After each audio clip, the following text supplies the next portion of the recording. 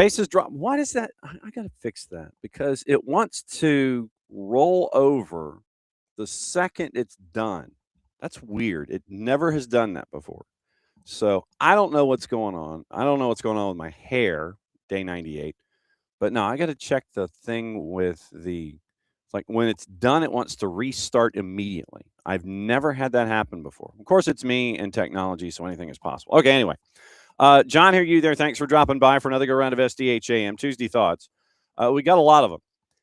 KCD is going to join us in about 10 minutes. We're going to talk the NWSL getting hip, maybe some 2026 previews with all the sackings that happened yesterday with Amorim and Nancy, and Jimmy Thielen was on the weekend, Enzo Maresca before that. I wanted to get, because, as a coach, I wanted to get her thoughts on pulling the trigger too soon, those kinds of things, the whole philosophical stuff about giving coaches time, changing philosophies with rosters, all that kind of stuff. So I want to get into carousel a bit with KCD. I want to get into NWSL with her and the hip rule and anything else we have time for.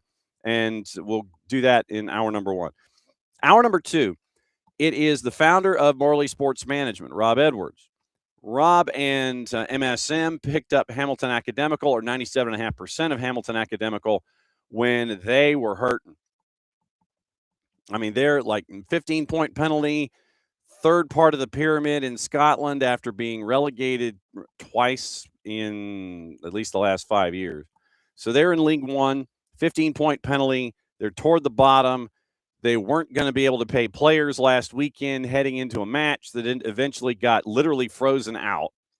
And so then Morley Sports Management ends up buying Hamilton Academical because the SPFL registered that the owner before MSM basically wasn't fit to be an owner.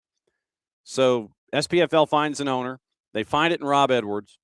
So we're going to talk to Rob about their burgeoning multi-club ownership model that they have developing. They have it in Wales. They've got it in they have it in Scotland now, and they also have it in Europe. I want to ask about MCOs and the process and looking at property and groups and things like that. And if you didn't know this, in the release, it was mentioned that they are a controlling owner. They have more than a majority stake in Ohio Valley Wrestling. So with Monday Night Raw happening last night, SmackDown happening later this week, Rob's got a vested interest. So we'll talk wrestling and OVW and all the things. So I anticipate that conversation in hour number two might go a bunch of different directions. Looking forward to seeing where it goes. We've got a bunch of player movement, and we have player talk. We have an introduction and a pronouncer now for the new head coach at Chelsea. What we talked about last night on Soccer Over There is happening. And so it was a very, very open press conference. Morning, Alex, with Liam Rosenior. So it is Rosenior. It is not Rosenior like I had thought, or Rosenior. It is Rosenior.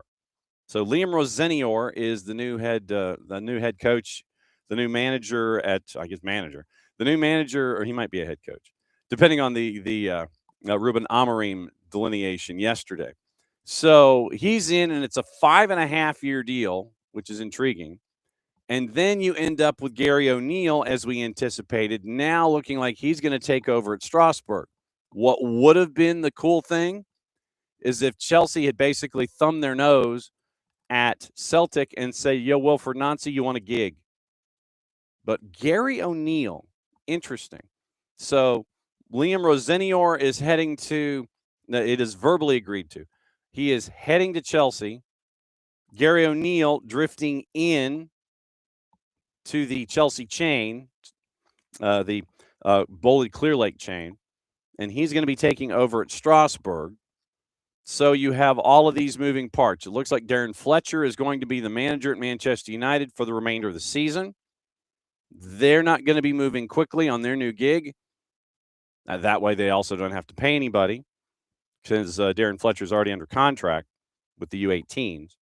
So you've got all of that carousel stuff that we've got, all the player movement involving U.S. players, U.S. names, etc. We've got to get into that. AFCON, we've got to get into that because that's still going on today as they whittle it down to the final 8. And there's going to be some really interesting ones at the end of the week. So we'll get into that as well. And so the rundown is pretty stacked in addition to everything that's going on. So it's going to be KCD coming up in a couple of minutes. We're going to talk NWSL getting hip. We're going to talk about coaching carousel. We're going to talk about levels of patience, all those kinds of things, and then kind of start our 2026 discussions when it comes to the NWSL and college and all this kind of stuff, dealing with NIL. You got to deal with that too. So it literally was you have an idea, and then, this pops up, and then this pops up, and then this pops up. And so literally I'm trying to write down all of these different ideas for anything and everything that we can talk about with KCD when she comes up here in a couple minutes. And then Rob Edwards from Morley Sports Management joining us at 10 o'clock to break everything down from what it's like to pick up soccer clubs that really need to have better owners. And so we'll catch up with Rob coming up at 10 o'clock. Now, really quickly, opening kickoff, I guess that was it. The introduction of the day is brought to us by the Morning Espresso. And for those of you that may not already subscribe to it, the Morning Espresso is kind of like our newsletter and our early shots to get into the day.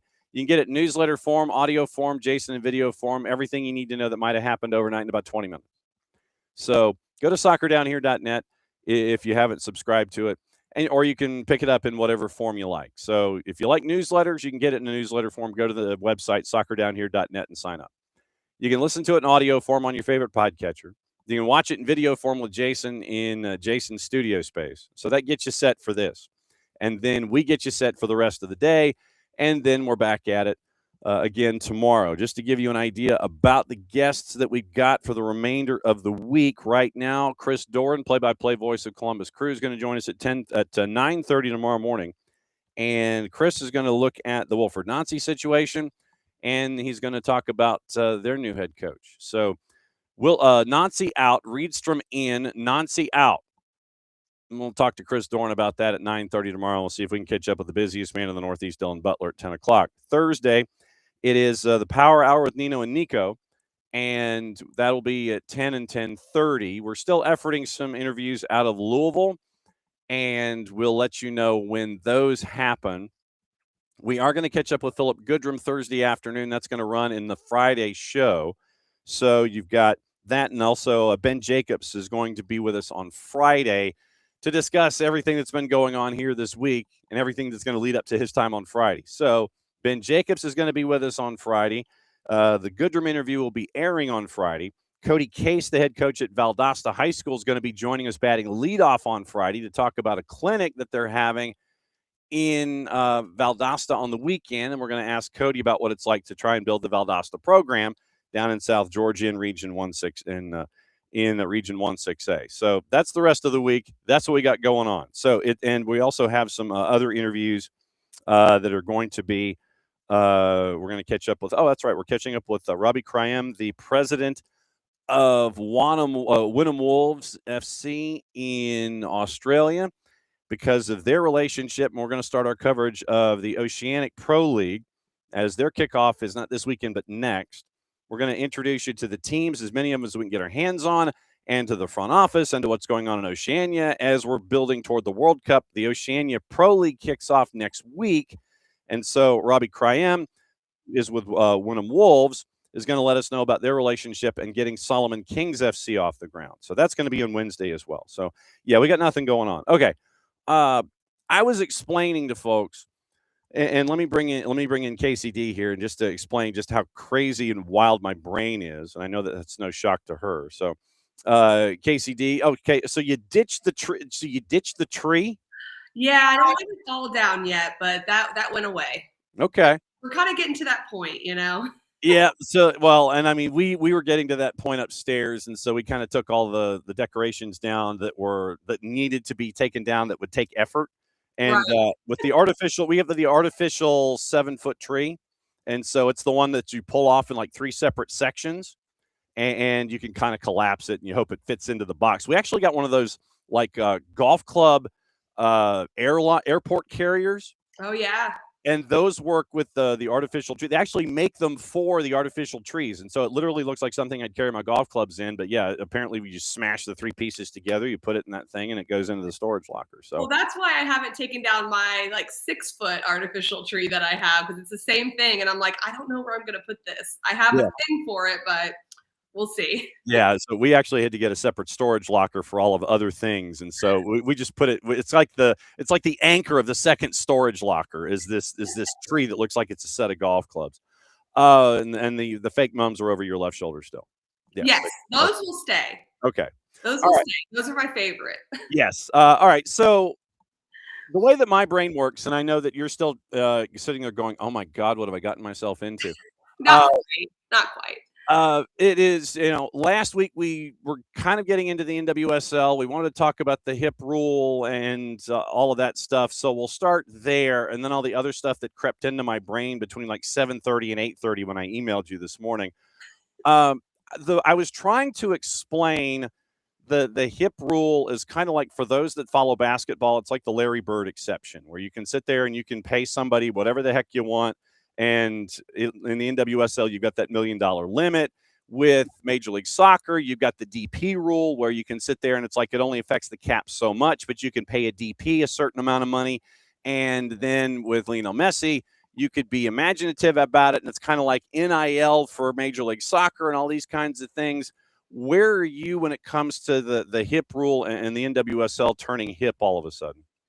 Generally, I'm all for the increasing of the funds to be able to go to players when it makes sense. So I do think, from a legitimacy standpoint of our league continuing to increase to going up into that upper echelon of professional leagues, I do think that certain things have to be in place to allow players to continue to be more invested in, to keep the best players here. So I think generally, this type of communication is important in these types of things occurring, going on. The thing that I keep getting caught on is somewhat what the NWSL Players Association said, was that the league just made the rule. Yeah. Out of the Washington Spirit wanting to put together a deal for Trinity Rodman. They denied it. Then they go and make this rule unilaterally, and it wasn't part of the collective bargaining agreement. So those types of things, I think, while it was well intended to implement something like this, I think that part is a very legitimate piece that they have pointed out from the Players Association. So when we are, and I don't want anyone to misunderstand this, we are one of the biggest proponents of the NWSL and what it is and what it can be when it comes to the world landscape of women's soccer. And I think that it's safe to say that the NWSL in and of itself is the most top to bottom competitive women's league in the world as it sits. 100%. And when I talk about the legitimacy and continuing to grow, I'm talking about professional leagues regardless of gender and becoming as big as they can, because we already know the status they hold in the women's game internationally and what they've done, the growth that's happened over the last 3 years, 5 years, 8 years. It's pretty incredible. But I'm saying being one of the top leagues in the world, full stop. And how they do that and how we get there may take time. But I think that steps like this are important. It's just, how do you get to that point? Yeah, and we have been kind of sitting there saying, well, if we were at the table, or if we were thinking about it, literally, I treat it like the Larry Bird exception. You treat it like a DP in Major League Soccer. You sit there and it's like, okay, cool, fine. You want to pay a DP, whatever. Let the individual responsibility go to the owner. And, look, if Michelle Kang wants to sit there and pay, 24-year-old Kacey D 7 figures to be an anchor in the midfield or on the wing, then go for it. That's individual responsibility for the owner within a cap structure, obviously. So, look, if you want to pay a DP, whatever, pay a DP, whatever, and then work at it from there and figure out the rest of the things. Hey, there's an NIL deal, I can sit there and it's like, well, if I can get a coffee manufacturer or someone that a flower shop that really is impactful for KCD. She likes mums. Okay, so we'll get an NIL deal with a flower shop. She likes coffee. Okay, a coffee. Those kinds of things to get NIL up and above. That way, it doesn't impact the cap like we've seen with Messi, where Messi's all over these. Like he's peddling lows. It's like he's in a parking lot. Why not do something like that? I completely agree with you on that. I do believe that we've seen it work. You've already made mention of that. We've seen it work, and I do believe that it can be something that can be really helpful for the NWSL. Star building, treating your stars well, keeping and retaining the stars in the league is really important to the marketability, the branding, and everything that goes with it. And so I do think that can be something that can be done. It's how do you structure it? When do you implement it? And I think something that needs to be pointed out is that I don't believe the NWSL Players Association is saying don't do that. Yeah. They just also have to look out for the wider NWSL player as well. And so they would like to bargain this and have these discussions so the wider salary cap is also increased. There's so many different sides to this because the league also has to make sure that there's strategic growth and strategic finances that are committed to this. So there's a lot of different layers to this rule, not only the rule, but also to everything else that's going on within the salary caps. But it's good that you're having these discussions. Yeah. Or, I know that Megan Burke and the NWSLPA are sitting there going, well, we'd like to kind of come to the table and have these kinds of discussions. This sounds great, but we'd kind of like to talk about it too, so we can all grow in this. I'm glad that the league is at this point, and it's a critical point because you lose Naomi Girma, you lose Alyssa Thompson to Chelsea and to Chelsea. And Lindsay Heaps is at PSG, and you want to try and draw those players back to the States. I would imagine, and this is just me, I would think that Lindsay, being fairly new as a shared last name person, that she might want to be closer to her husband who's in San Diego instead of playing with PSG. She might want to be in San Diego. She might want to be in Los Angeles, and to have these kind of opportunities to draw those players back, in addition to drawing those players like we were talking about last week with Temo Shawinga, Barbara Bonda, all those, to have that opportunity to draw them back, I think is just as crucial here. That's a good point. It's not just about retention. It's about drawing players in as well and giving the ownerships and the clubs the ability to do that and to make it where the financial piece isn't necessarily the only piece because they are competing. And honestly, it could be the best offer that there could be out there in the world for these players. So then you're only competing against where do these players want to play? And when you take that part out of the equation, it makes things a lot easier when the NWSL is as successful a league as it is internationally. And we're seeing right now with the NWSL, Boston is building, and we're seeing names being drawn in. We are efforting Ella Stevens, by the way, considering she's a local. So Ella Stevens, you get to bring her into Boston. And you end up with, where were my other transactions here? So you end up with Nikki Hernandez joining Boston Legacy, the Mexican international defender, a 2-year deal through 27. And you end up with, that's just another piece that's drawn in. Once again, we talk about Denver adding pieces and Boston's adding pieces. And so, as much as we sit here and talk about off the field stuff, you got to combine that with the on the field stuff with all these teams that are building and all. So it's like you're hitting a critical mass with all of this information and all these players. It's like, yeah, we're building, but we've got to have key decisions. It's a crazy time right now in the NWSL. It is. And as much as people already know that the NWSL is here to stay and it is a top league, if not the top league in a lot of people's opinions, there's still a building phase. And that's why you are seeing from a league perspective, these types of salary cap conversations, the high impact rule, all these things happening because we don't have all the answers yet to make sure that it is going to be the top leading league for as long as can be. And then you break that down even smaller into each of these teams having to build. We're starting to see individual teams have cores that stay. And so the building process becomes a little less daunting, but you still have teams that performance-wise weren't where they needed to be, and they're trying to overhaul teams, get new players in. You've still got expansion teams coming in. And so the building piece is a central figure, whether you're talking about expansion teams within the league that have existed, or even the league as a whole. And like I said, you might be incredibly happy where you are right now and talking about the game and being on camera and all these kinds of things. Do you ever get the itch to either go back into a front office or being a coach on the professional level? Not at this point. I don't. I don't. Just because I love what I do, and I also still was able to coach for a majority of the years that I was getting into broadcasting. So I'm enjoying just talking about the game, tactically assessing the game. It's been great. Who knows what the rest of life has to offer me or where my brain will go? But right now, I'm quite content. Yeah, and no one likes having mommy home. I know that that's also the case. You know, Trey, look, they run it. We know what's going on.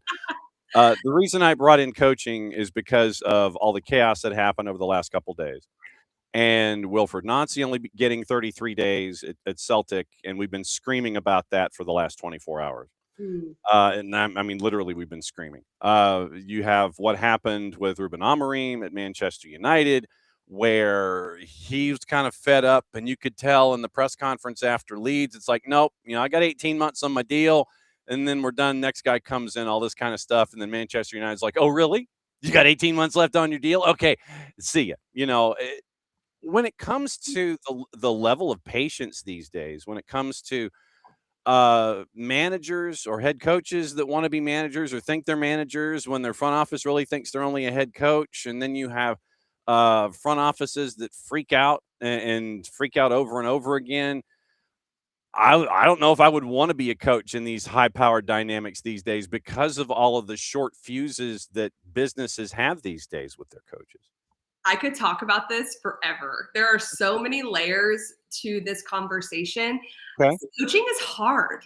You said it. I don't know if you'd want to be a head coach under those stakes. It is incredibly difficult. One thing that sticks out into my brain comes from my UEFA badges that I did over in Wales. And I know I've mentioned that once before with you that I did that over there. That's been a great situation for me. They talk about managing up. So not only do you manage the performance environment below you, your staff, your sports scientists, your players, you also have to manage up. You have to know how to connect with the ownership and how to have those conversations with people that are in charge. And that's something that was a big focus as I got into my UEFA A license. And I know they dig more into that, into the pro license as well, because key stakeholders, ownership, understanding what your role is through the ownership size, those types of things are critically important. And when I look at these three instances, or I look at especially Maresca and Amorim, like they have publicly been saying that there's front office issues and weird conversations that are going on. So that immediately pops into my brain of, was that talked about before they took over and became in charge of these teams? Or did that not set them up for success because maybe those discussions weren't happening about those expectations?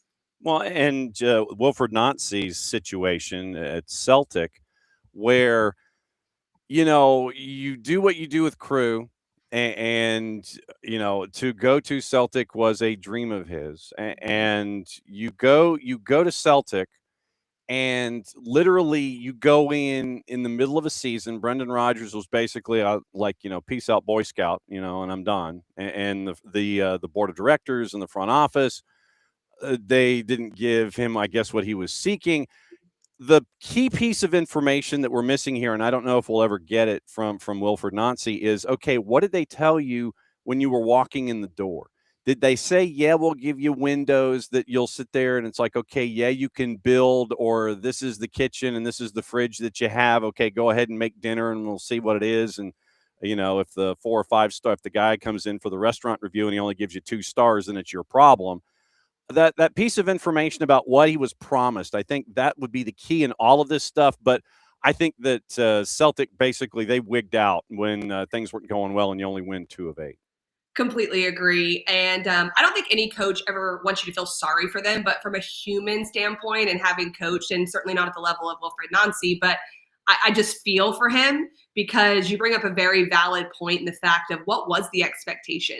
Did he go in being told, you've got to win this many games right away? Because the interim coach before had won, I believe, 7 out of 8 games before Nancy came in. Yeah. And so there actually was some wiggle room there of, like, they were in a good spot. Things were going okay. So was this a short-term vision from the beginning, or was it not? And if it wasn't, yes, the form we know, we can't argue, was not good in the 33 days, I believe it was, that Yeah. Nazi was in charge.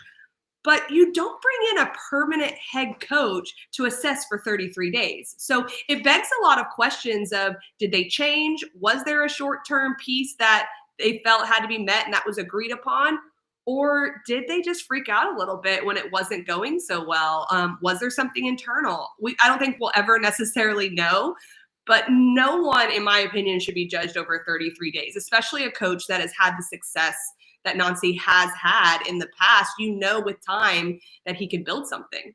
How hard is it to parachute into a situation where you've got a roster, it is what it is, you can't make any adjustment to it, and you're trying to impress and teach your style of play with players that aren't geared to your style of play? How hard a game is that for a coach to navigate?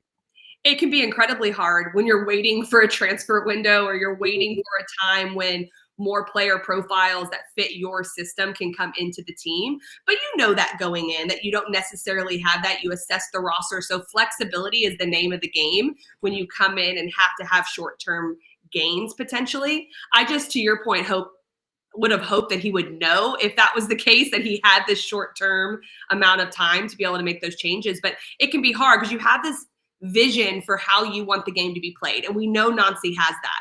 He has how he likes it to be played, very fluid. You have that vision, but it might take 3 months, 6 months, a year to see that truly come to fruition. And you have to find ways to structure your team to get results. And that can be incredibly difficult.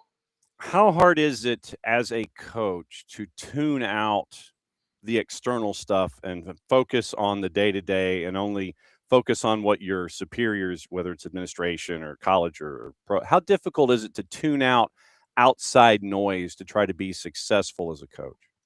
I think it depends on the personality, the level of how hard that is. I think some personalities can tune it out very easily. I think others have a harder time with it.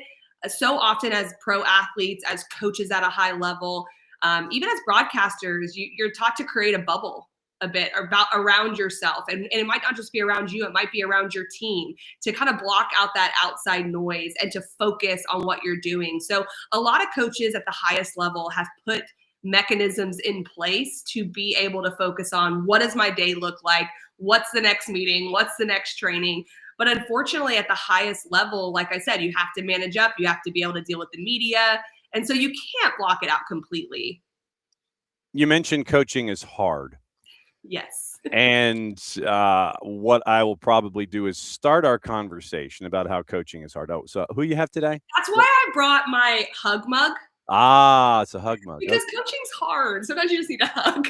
I was trying to figure out. It's like I saw these extended something or others. I didn't know there was. My dad got me this for Christmas, and it's like my favorite thing. I can kind of hold its hand while I drink. It's very cute. Okay. So we probably, so now that I have written down that coaching is hard as a conversation piece, is there something? Is there one or a couple of misconceptions that those of us that have never coached have about coaching, where you come at it from the aspect of coaching is hard? What are those of us that don't coach, that are either reporting or watching or being a fan? What are we missing out on here?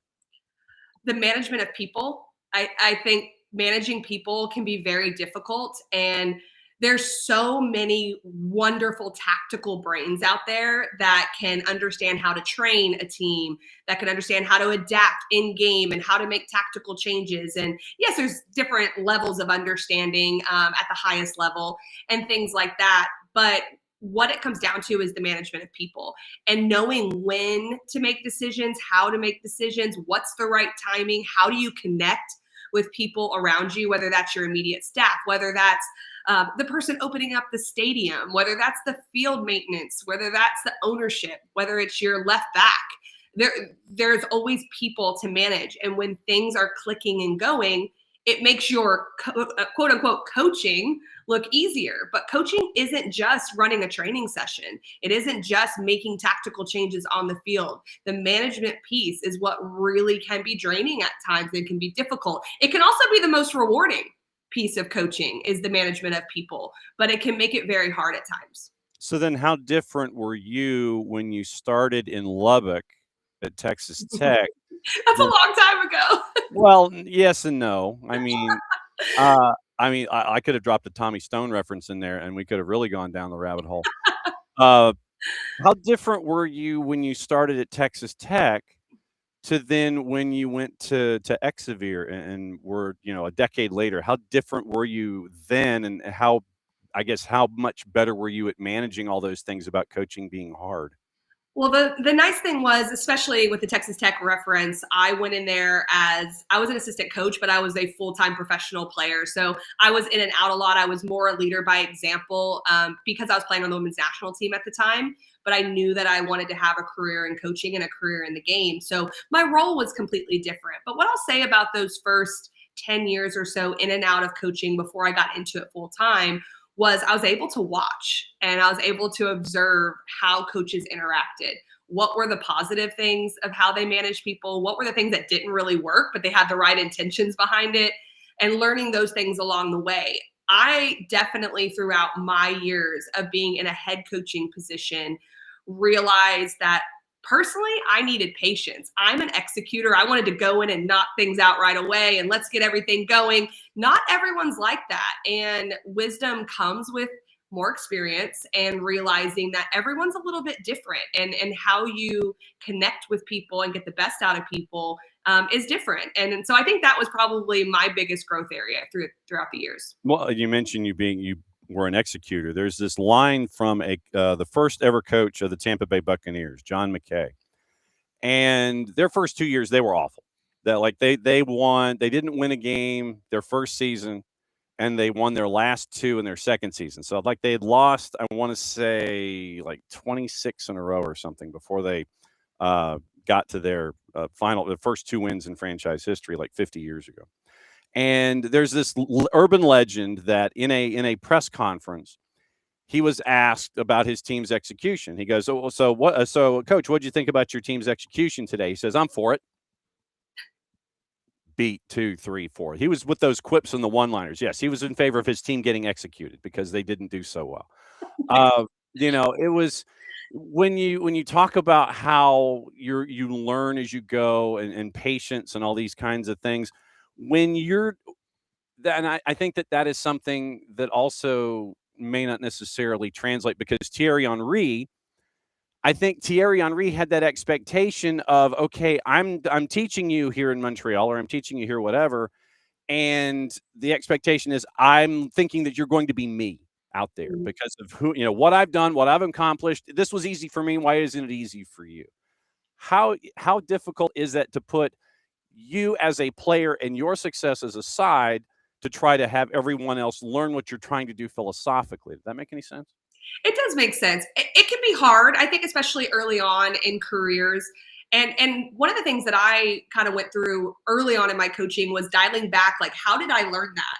And how did that impact me? Because you kind of just think of yourself as the end result as a player of what you could do then, but you were taught that along the way as well. And you were helped along the way as well. So dialing back and trying to figure out, how did people meet me where I was at to then therefore help me grow. And so that was a big part of my learning as well. And I really believe that one of the hardest things, and for any of these managers to do that go in and for coaches in general, is maintaining team and individual expectations. Because you can say, oh, go meet everyone where they're at. And okay, you can have a kumbaya and your team's not any good. That's also not going to work either. So it's how do you keep team expectations high, individual expectations high, but partner that with a level of grace for mistakes and for individual growth and those types of things. That to me is the nuance of a really good coach and why coaching can be so incredibly hard because it takes discernment, it takes wisdom. And that is hard to find sometimes when you're in this pressure cooker of having to get results. Who are some of the up and coming coaches, the younger coaches that have grasped that these days that you might have come across or that you'll see on TV or that you've had the chance to cover? Who are some of those young up and coming coaches that seem to have gotten that so far? Oh my goodness, you put me on the spot, and I am telling you right now, I don't even know if I can say for sure an answer. So that might be a next Tuesday answer. That's the next Tuesday. I'm gonna wrap my brain, because what I don't want to do is just throw names out there at you that I'm not 100% like sure on. But okay, so up and coming coaches who get it. All right, so perfect. all right, so that's next Tuesday. All right, so college game really quickly, Sure. and this will be like the beginning of this conversation. Who do you think in the college game is like one of those B plusers that's ready to take the next step as a team to be one of those A-listers going into next year? Because obviously, and this is the other thing that we've got to get into at some point, is the portal and what it's like to navigate the portal and all those kinds of things. Is there a program or programs out there that you have had the chance to either watch or see in person that you think, yeah, I think they're ready to take the next step in 2026? I don't think this is going to be a popular opinion between the two of us. Oh, I'm going to say the Florida Gators. yeah. You I heard your sentence start, and then all of a sudden it just got all kind of. If you said too many good things about Duke, it would be tough. But Duke's like an A-lister program, so I can't even argue it now. Here's why I say that. They made steps forward this past year under Sam Bohan. She was let go, but they were much better than they've been. And I believe that Nick Zimmerman has an X factor in the way he coaches, the way he recruits. He has, been an assistant at the D2 level, Columbus State. He went to Mississippi State, was a great assistant for many years, and then had success in his first year as a head coach. I think that he will do a very good job of getting the right players to Florida. And I think he is a manager of personalities and a motivator and gets players to play. So I have high expectations for them. And I wouldn't say they're a B plus going to be all of a sudden in the upper echelon. I think they're going to take big strides though. So that's the first program that comes into my mind. Okay, so next week, up and coming coaches who get it, and then dealing with the portal and NIL. Is there anything else that we got into today that we need to go longer on next week? Maybe just more of what you just asked, more programs maybe from the college level that can benefit from that. Okay, so programs to benefit that aren't low down dirty cheaters in. I'm sorry. Hey, I did say they're not at B plus going into the upper echelon, but I do see improvements coming. So I distinguish between the two. Programs to benefit that are not low down dirty cheaters in Gainesville, Florida. Okay, got it. Okay. So what are you up to this week? Absolutely nothing. There you I have probably about 2 more weeks of absolutely nothing before I really need to start prepping for the seasons. I can't believe it's already here. That'll be about a month out. And I'm already kind of prepping, but I'm trying to take a little bit of a break. This is my highlight of the week, talking about soccer, because everything else is hanging out with Owen and relaxing a little bit, hanging out with friends. So nothing much going on. As you should. And if you ever want to bring in HOR to talk about Como or anything like that, just come in and bring a special guest into your segment. Okay, sounds good. I'll keep that in mind. All right, be good, Case. All right, have a good one. Thanks for having me. All right, be good. There's Casey D. And where she be? She be at home. She be maxing and relaxing for about another 2 weeks. So it's always good for us to be able to have these touchstones that we have, and we can sit there and Casey puts up with our questions and she puts up with everything, because I think it's important to understand where the game is. And it's not just the women's game, but the men's game, where she sees it growing because of her experiences in the college game in the US, national team, and now in the booth as a part of the Wonder Twins last season with Jessica Charman. So to have these kinds of questions, and me being naturally inquisitive anyway, I'll sit there. I'm literally like squirrel when it comes to questions and ideas. And so I'll have an idea going in with Casey, and then literally, like I said, between like 7:30 and 8:30, I had like 98 different things go through my head.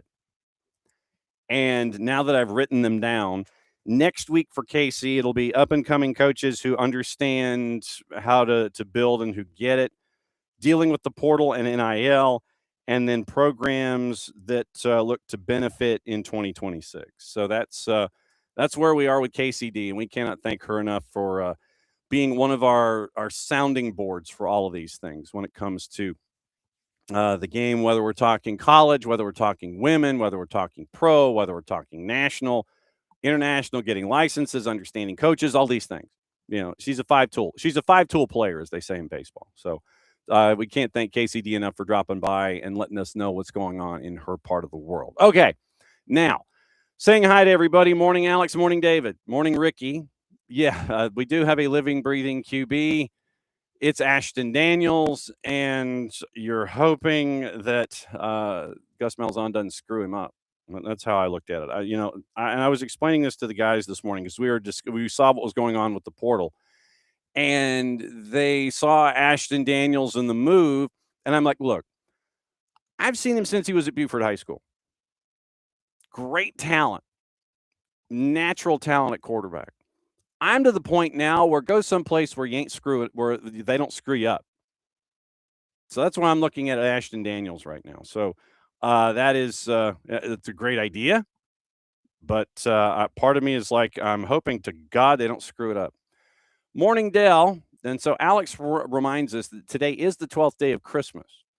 And so they're going to start taking stuff down tomorrow. And Dell, to your point, coaches and teachers, they get burned out often. Ricky reminding us that it's Three Kings Day. Is that Big Hero 6? Probably is, but it was unintentional if I did. Abby's in this morning doing FIFA stuff between groups. But Clemson, Dale, might be already a big dog, So the up-and-coming programs, I mean, look, growing up, I remember the Donald Igwe camps that you'd go to and try and learn from players and coaches like Donald Igwe. That's how far back I go when it comes to those kinds of things. I don't know if Clemson is an up-and-comer. They might already just be there. And, Del, to your point, this is what I wanted to get into, and we'll get into it next week. Does NIL affect college soccer? So that's something that we'll get into as a part of it because, like I said, I wrote it down. So next Tuesday, so 113 will be these topics. I will be in a different location because next week is the week where we are staring at the Gulf and we're staring at water moving back and forth for 5 days, well, more like 7. So next week is the week on the Gulf. So you'll see a bunch of like Art Deco behind me and odd pastel colors and things like that. I won't be here. We'll be at St. George next week, but we'll still obviously be doing the show. And KCD will be where she is, and I'll be at the beach. So that's just to let you know. Things are going to look different next week, but it's our week to be at the beach. And Dell with the FYI, auto renew February 5th for a season pass. So keep an eye. Oh, the mug. Baymax from Big Hero 6. Gotcha. Okay. So it might be. I don't know. Her dad might be a Big Hero 6 guy. But a hug mug is something, and God knows we need those all over the place. Yeah, man. But no, so I don't know if her dad knows about Big Hero 6. It just looked like a hug mug. So that's what it was with the KCD and the mug. We'll ask her about Big Hero 6 and Dell next Tuesday. If I forget, remind us about Big Hero 6. Okay. Getting into the transactions that we have this morning. Damian Downs looks like a loan deal might be with Hamburg, going from Southampton, option to buy included. Hasn't really gotten a whole lot of minutes at Southampton, and it would be a return to familiar ground because he had broken through with Cologne in years past. Cole Campbell looks like he might be loaned to Hoffenheim. He's looking for regular minutes.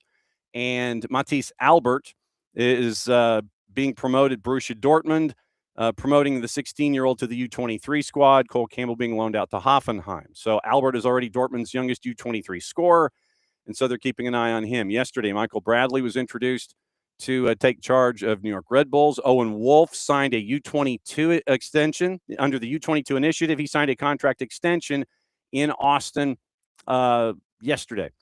Luis Montellano, we talked about him in DC United coming from Cluj. It looks like that is now that is officially official. Reported fee of up to $10 million. He's a 23-year-old DP, so they missed out on having him as a U22. But a 23-year-old DP, Christian Benteke, by the way, out the door, and I think he ended up in Saudi Arabia. So It was a chance for Munteanu to either go to Celtic or DC United, and he goes to DC United. We mentioned Nicky Hernandez and Boston Legacy. Also, keep an eye out for Gabriel Wiese. It looks like Fredrikstad in Norway. Looks like they might be ready to sign Wiese when he turns 18 in 4 months. 4+7 in MLS Next Pro last year, especially as the Twos got hot the tail end of last year when they were making the push for the playoffs. Wiese finishes with 4-7, and Atlanta are trying to keep him. And so it looks like Wiese is going to be in Europe at Fredrikstad, in Norway, trained with the first team in 25.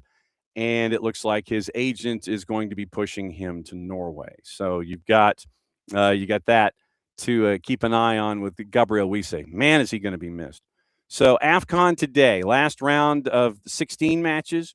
You have Cote d'Ivoire, Ivory Coast, and Burkina Faso, and you have 20 meetings all time in that one. You've got Algeria and DR Congo in the last of the rounds of 16 matchups. Algeria won all three, and they only gave up one goal the entire time. DR Congo finished second in the group. Yesterday, Nigeria, no problem with Mozambique by the score of 4-0. Victor Osimhen scores 2. Egypt beats Benin 3-1 after extra time. Benin hung with it 1-1, equalizing late. And then Egypt scores twice. One from Yasser Ibrahim, and the other was from Mo Salah as Benin was chasing, trying to get an equalizer down 2-1. So 3-1 your final. And the Pharaohs are going to get the winner of Cote d'Ivoire and Burkina Faso. Nigeria awaits either Algeria or DR Congo. Looking at the juice boxes that are attached to those particular matchups, I'm going to sit here and try and find it really quickly. You've got in AFCON, Algeria is a +112 in 90 minutes. DR Congo is a +281. This matchup is at 11 o'clock, and the 90-minute draw is a +191. 2 o'clock, Ivory Coast, Burkina Faso, Cote d'Ivoire -111. 90-minute draw is a +202. Burkina Faso is a +369. And you can watch those matchups on Fanati's, fntz.co/soccer down here. That link is important. Helps them, helps us, helps you. Adds more matches to everything you're already watching. With Fanati's, you get BN. You get all the BNs. So you get AFCON. You get TSA, matches from Argentina, more leagues from South America, all in one place. One subscription, one home. Fanati's, fntz.co/soccer down here. And since we are there, let you know what else is going on today, what else you can watch. And remember, today in the Premier League, keep an eye on this matchup. You've got West Ham, Nottingham Forest at 3 o'clock. It's on USA. It's also on Peacock and however you wish to access it from there. But West Ham might be in the process of bringing Slaven Bilic in and jettisoning Nuno Espirito Santo if they can't turn things around, considering they're in the relegation zone right now. Nottingham Forest, they've already done that this year. So Nuno out, Sean Dyche in. Nuno goes to West Ham. Nuno might be out at West Ham. And if he's not out now, keep an eye out for the match in 11 days' time after the FA Cup window, where you've got West Ham and Spurs. So you could have two coaches on the ropes for a matchup next weekend if Nuno makes it through this match today at 3 o'clock on USA. BNB en Español, simulcasting AFCON. Fox Deportes, doubleheader Serie A. Pisa and Como is going on right now, early second half. Lecce and Roma's on at noon. Melbourne and Brisbane in the A-League was on very, very early this morning. 3 matches on Paramount Plus in Serie A. Sassuolo Juve's at 2:45. Rangers and Aberdeen is at 3 o'clock. Aberdeen, remember, has fired Jimmy Thielen, and we'll find out what Lutz Pfannenstiel has in mind for them. Why does the name Olaf Melberg pop into my head? So that's your Tuesday when it comes to what to watch, where to watch it, and how to watch it. Thanks to our friends at Fanati's, fntz.co/soccer down here. Rob Edwards set to join us in about 5 minutes, and we'll break down what it's like to have an MCO that's tied to wrestling. I can't wait. I mean, the situation at Hamilton Academical it had gotten horrendous.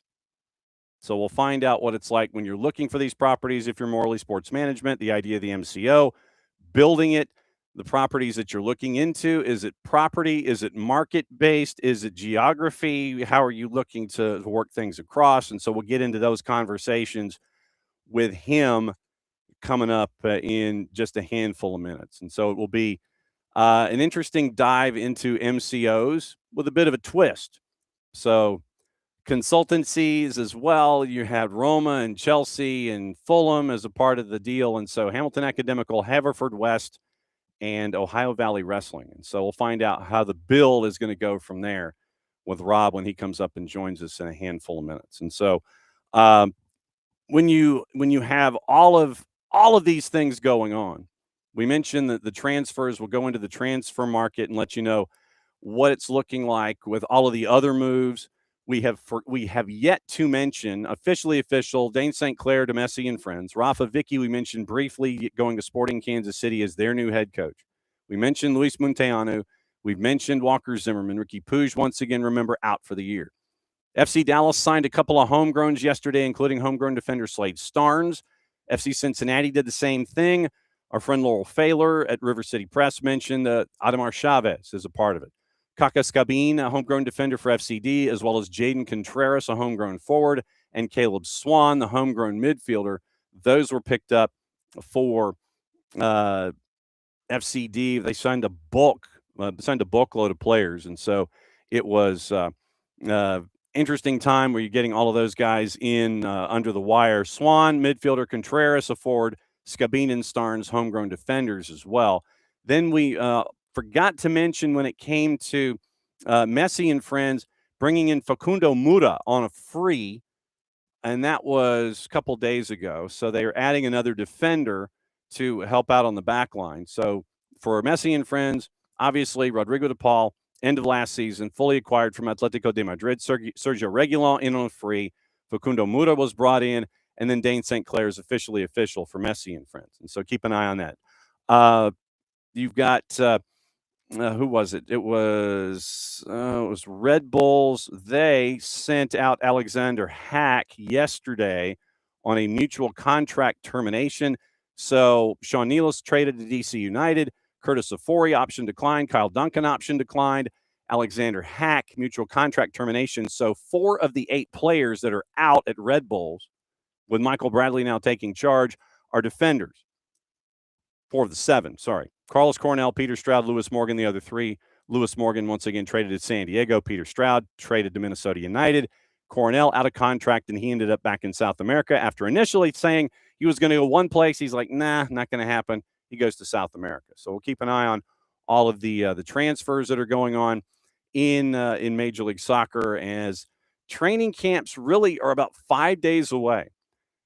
Nashville, as they get ready for their activity in the Triple C, they're going to have their availability this weekend with GM Mike Jacobs and head coach BJ Callahan. Callahan, that's this weekend. John Arnold's going to be joining us in a couple of weeks for a Triple C preview, so we'll have our buddy John Arnold hopping by as we go. No, Del, we did not start a fantasy Premier League. We should have. We need more. We need a bit more of a runway in these kinds of things. So we need more of. We need a little more notice. We need to do it at the beginning of the year too.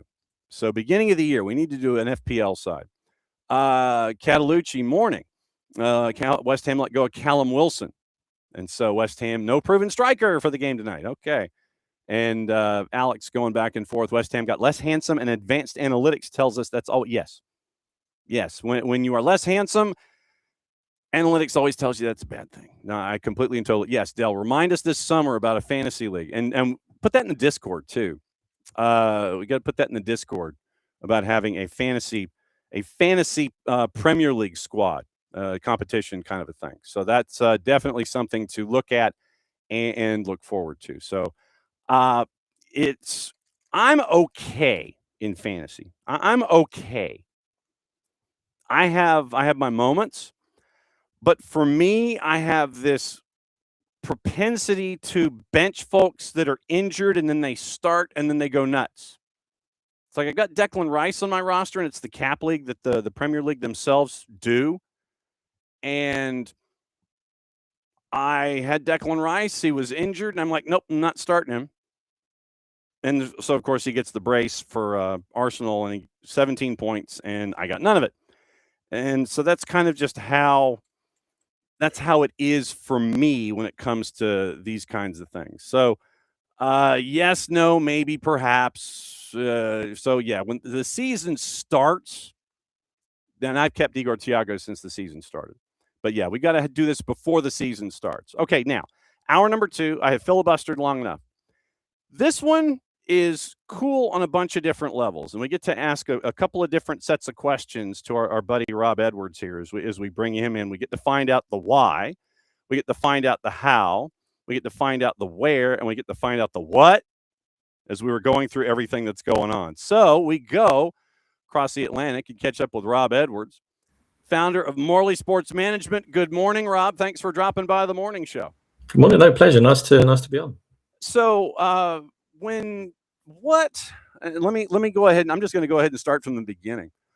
What propelled you to start Morley Sports Management and go into that path? When we open up the CV of Rob Edwards, why did you start MSM in the first place? In reality, MSM found me. I have a finance and business background, and an opportunity came along within soccer in Wales. It was something that I wasn't looking for. I pressed the inquiry button. It was at the start of a global pandemic, so what could possibly go wrong back in March 2020? And it seemed an opportunity that you don't normally have access to. There tends to be a significant barrier to entry in sport. It's either a club that is in a really difficult position and generally unsavable or needs millions of pounds, or it's extremely well run and there's obviously attracts huge value for somebody to come in and take over that business. So it just seemed an opportunity that was a low barrier to entry. I'm a massive football fan, or soccer. Sorry, I should get that No, right. no, either way works perfectly fine, dude. You're good. Yeah, I'm a massive soccer fan. So it would combine my two passions of soccer and business. So I took the plunge, and we acquired Haverfordwest County, who play in the Welsh Premier League. I would only do that really if there could be some long-term value gained. The Welsh League is quite underfunded. It's not necessarily a league that attracts huge sponsorship or clubs that can achieve considerable amounts of profit. It's very much local, community focused league, generally run by passionate fans or groups of passionate fans as a committee. So it was a way in and try and build something from the ground up. And over the last 5 years, we've had big success on and off the pitch. We've managed to maintain Cymru Premier Football. We had our best season ever last season when we finished third in the league. We qualified for the UEFA Conference League for the second time in the last 3 seasons. We've managed to turn the academy around, and actually our under-19s won the domestic treble, which no club in Wales has ever done, to compete in European football. And in the town of 14,000 people, we have a real big community social impact. We've had over 1,000 spectators in 4 games in the last 12 months, and based on the size of the local area is a real big uptake. So that was always the blueprint to then take that plan into other sports, other regions. We weren't necessarily just a traditional MCO focusing on acquiring soccer clubs. We see a more holistic approach to business within sport, and that led to the acquisition of Ohio Valley Wrestling in Kentucky on your side of the pond back in May 2025. And subsequently, as of the last few days, one of the oldest clubs in the world in Hamilton Academical that has fallen on hard times. We tend to have found a niche for distressed legacy assets nowhere near where I live, and that tend to fit the bill. So yeah, we're on our third business. We're looking to continue to grow and focus again purely on opportunities where there's lower risk and much bigger upside, and the challenge of trying to turn, I guess, struggling or undervalued assets around into something that has not just commercial value, but also community and social impact, which is really important. We're of the belief that every sports club, big or small, should be a community asset and should be something that people can emotionally buy into and invest in. And that's what we're trying to create within as different areas, different regions, and hopefully larger assets going forward. Rob Edwards from Morley Sports Management dropping by the morning show, and I want to bookmark Ohio Valley. I want to bookmark OVW, and I put it toward the end, considering that Monday Night Raw was last night and SmackDown's on Friday, and we'll get into that in a bit.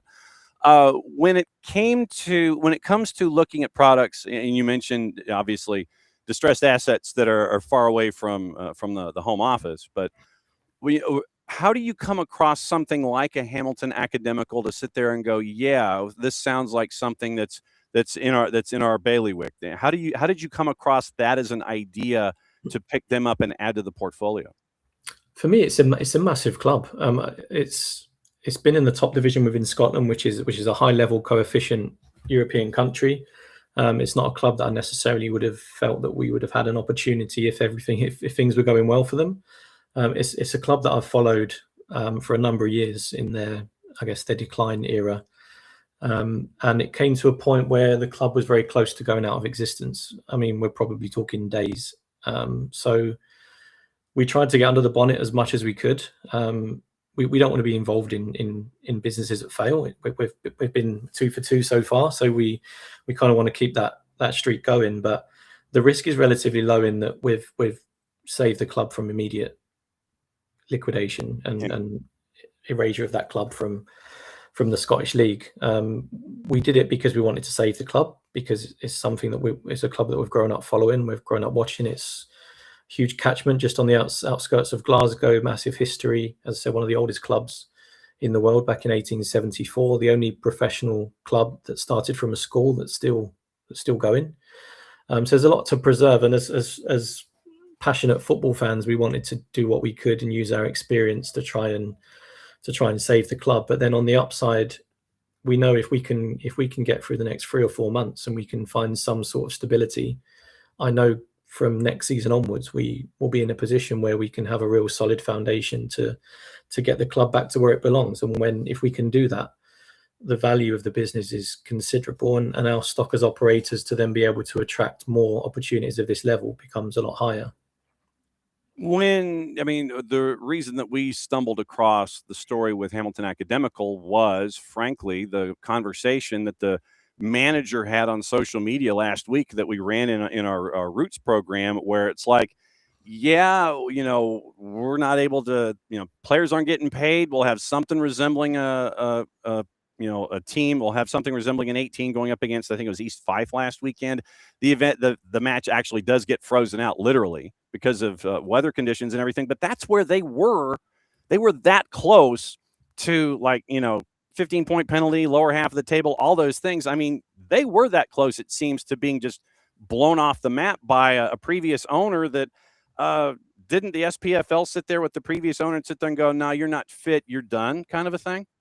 Yeah, it was also the director of football who was the director of the company. There's been long-standing legacy issues and bad decision making that has been made, and it ultimately led to a point where the club was deducted points last season and relegated into League One, and consistent breaches of rules from the director of football has led to the point that the club has again been deducted 15 points. We've walked into additional sanctions that could result in more penalties. It's something that is going to take some time to unpick and stabilize, not just from a financial point of view, but get through any legacy issues that we're going to be stepping into. But like you said, if the club weren't able to fulfill that fixture, their ability to play in the league could have been revoked. Administration was a very distinct possibility. The likelihood of an administration finding a buyer before the club would effectively be removed from the league was going to be very, very slim. So administration or liquidation, the chances of survival were going to be very slim. So we have a team that we've had success in sport within the ventures we've had so far, and also in other businesses. So we just decided that we want to jump in, back ourselves, and do what we can to keep the club going, because there's a huge potential on the other side of what is a very turbulent spell at the moment. How hard is it to put fandom aside and look at it strictly from that business perspective of, okay, this is a distressed asset. We know that we can turn it around. Obviously, the confidence is there. You wouldn't have picked up 97.5% of the ownership in the beginning. How hard is it to put fandom aside in a situation like this, knowing that the task seems to be fairly daunting, at least to get them out of that hole to where they can be stabilized a little bit? Yeah, I think, look, this is not our first opportunity now. I think when going in Salford West 5 years ago, I didn't know how to run a football club, or I was literally just a football fan. I think now with the group that have assembled, we're sport business operators, and we've learned to look solely at what we can see in front of us. And in the Hamilton circumstance, we had to be very honest with every conversation we had with anybody prior to and since taking over, in that we're going to have to make some very difficult decisions on and off the pitch that could affect its ability to compete on the pitch this season. It could mean that we're not going to be competitive, and relegation is a real possibility. It would mean that the wage budget has to be trimmed significantly. It means that anyone in any position that doesn't add the value that we need right now will probably have to go. And it's a victim of its past life, rather than us coming in and looking to just cut costs and make as much money as we can. In the next 3 or 4 months, we need to save the club. So its ability to survive on the pitch is kind of irrelevant against the overall picture of being able to survive off the pitch and rebuild from there. So yeah, we were very honest from the beginning with everyone in any position that remained, that we're going to have to make some really difficult decisions. I like to think we're all good people. We're all human. People's livelihoods and jobs are at stake. But if we continue in the way that the club has been run, then there will be no club, therefore no future, no livelihood, no jobs. So we have to look at this as we see it in black and white, and anyone that we feel is not going to be able to contribute to the levels that we feel, or we don't get value, or the club just really physically can't afford, then we have to make those calls. And as difficult as it would be, it's in the interest of the club. Do the fans and the diehard supporters understand that aspect of it going in? Do they get it right now? I think so. The reaction has been really positive. We've been in discussion with the Supporters Association for probably since our initial inquiry before Christmas. I was actually in Kentucky when I had my first introduction to Hamilton. So it was been going on for. We probably haven't had the length of due diligence that we would have liked to have done, purely because of the immediate dangers that the club had. But the fan reaction has been good. We've tried to be really honest in our communication. We put our first statement out on Sunday evening after the announcement that we were taking over, and we just wanted to say, look, we're all in, but there's going to be difficult decisions. Just please, be patient, support us, and hopefully you'll understand what we're going to be doing over the next few months is for the benefit of the long-term future of the club. So yeah, we tried to be really honest without being morbid and negative.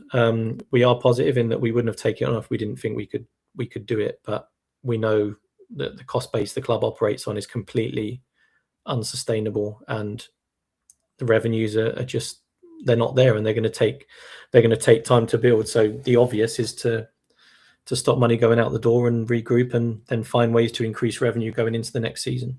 How hard is it to do due diligence on the fly like that? It's difficult. The club's obviously had a very sketchy, or probably not the right word. There's been multiple involvements from various people. I guess some have different agendas. So the ability to have a clear understanding. Due diligence is difficult when you have a completely full, clean data room.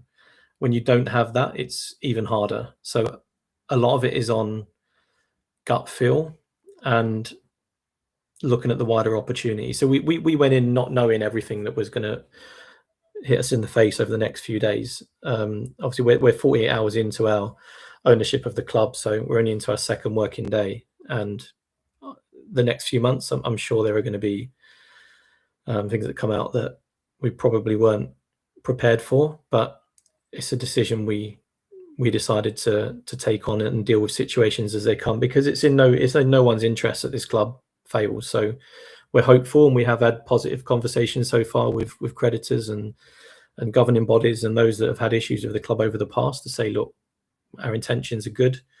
we've proven that we can be successful in sport. We have a good reputation in this arena, and just be patient and we'll get there. But we do need that support as well. When you're going into, and this is all, open doors that we really haven't had the chance to talk about in circumstances, but when you're going in to have a conversation with a creditor, when you're going to, when someone's kind of, you're in your office, and that creditor doesn't even knock on the door, they just open the door and they kind of put their head in around the side and sit there and go, "Hi, it's us." What are those conversations like when you're having to, what sounds like, pick up somebody else's mess, and you're sitting there sorting everything out there on the floor, and papers are all over the place or wherever you're sorting stuff out, and then you have all these dudes knocking on your door? What are those conversations like to have folks understand the context of, hey, we're the new guy here, just be patient with us, we'll get things sorted out? What are those conversations like to have? It varies. All we can be is honest. And look, fortunately, the Hamilton situation has been very, very prominent in the local press for a long time. So no one's approaching Hamilton for a bill or for an unpaid invoice without knowing the situation that we're in. So I think there's been some good understanding so far that at least they feel that there's somebody here with the best interests of the club at heart and wants the club to succeed. If the club succeeds, then ultimately creditors will be paid. As I said a little while ago, if the club ceases to exist, or administration or liquidation is a possibility, then the club will not have the assets to necessarily repay that debt anyway, and that those kind of processes can go on for months and months. So it's just trying to be realistic with our situation and communicate, and hopefully if we can adhere to a proposal and or agree on a proposal and we can adhere to that, then hopefully that will start to rebuild trust with such people, and can make for a much healthier relationship going forward. But yeah, we just have to be upfront with the situation. We have every intention of settling this and coming to an arrangement, but you have to understand our position. And as I said, fortunately, most people within football, not just local football, will be familiar with Hamilton's situation. So it's been relatively smooth so far in terms of having those open and honest chats, but a lot of it is down to the creditors themselves, and I guess their position. Did you ever think that Morley would end up with something akin to a burgeoning MCO, where you're in Wales, you're now in Scotland, and did you ever think that this was going to be this path for Morley at any point? I hope so. That was the intention.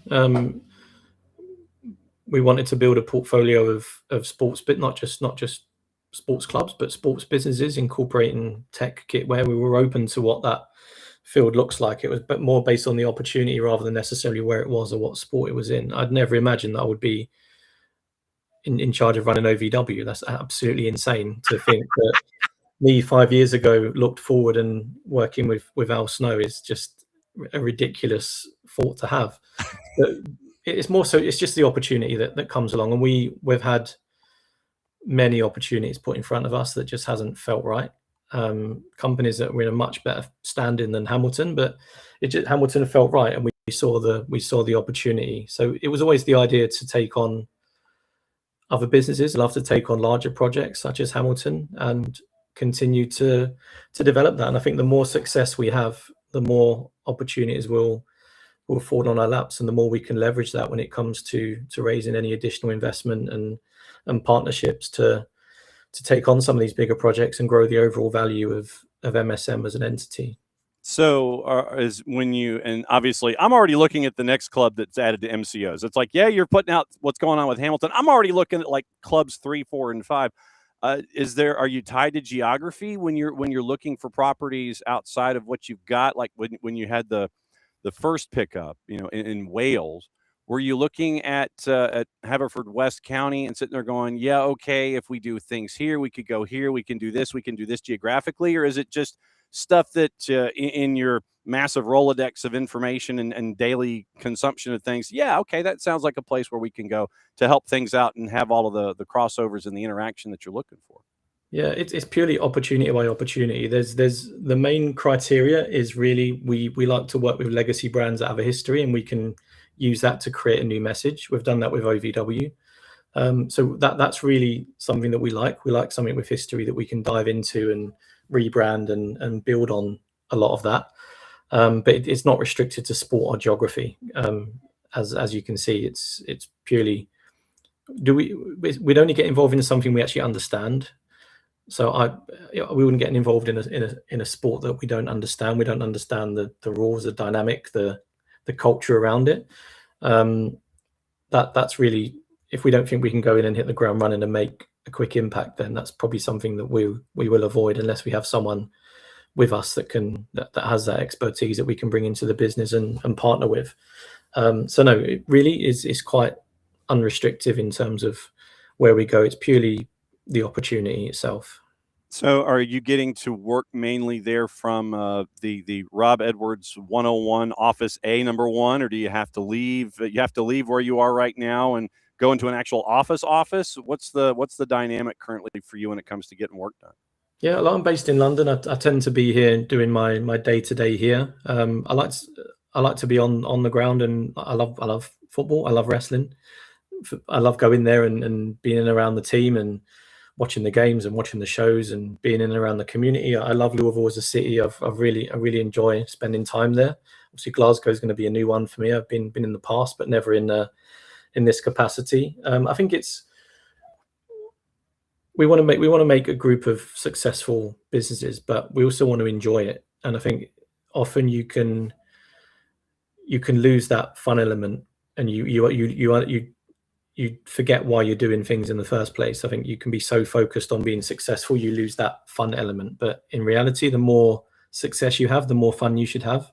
So I like to be in and around the players, the coaching team, the staff. I like to be around the wrestling talent, the people in and around that business. So yeah, I do tend to travel quite a bit. There's obviously another destination now that I need to tick off. Fortunately, based in Northwest London, I'm not far from Heathrow Airport or most of the stations to get me where I need to get to. So it's easy enough for me to get around. But yeah, I'm based in London. I don't have an office necessarily, but it allows me to travel to see our assets and work from, keep an eye on everything else while I'm there. So how did this OVW thing happen? So I was actually introduced to Matt by Matt Jones, who's one of the minority partners, obviously a big character within the documentary. I was actually dipping my feet in the ocean for potential investment, because so far the opportunities have really just been bootstrapped and funded by me. I kind of had the idea that Haverfordwest was going in a good position. If I was really going to take this seriously as an MCO, I need to find one, new opportunities, and two, potential backers to help me acquire or invest in such opportunities. And I was introduced to someone in the US who says, yeah, look, I may have some people that want to get involved, but yeah, a friend of a friend has just represented this company in Kentucky that has had someone come in and it's not quite working out, and they're now looking for somebody to come in and potentially either help, like, put a proposal together for additional investment, or for someone to come in and be a part of the business. Obviously, at that point, I found out it was OVW. A massive wrestling fan growing up. I'd not watched it probably since I was 16. Once you get to 16, kind of alcohol, sport, women kind of take over. So did you watch Raw last night? Wasn't the best chat up line. So I backed away from wrestling at that point. But look, I done my research. I watched wrestlers.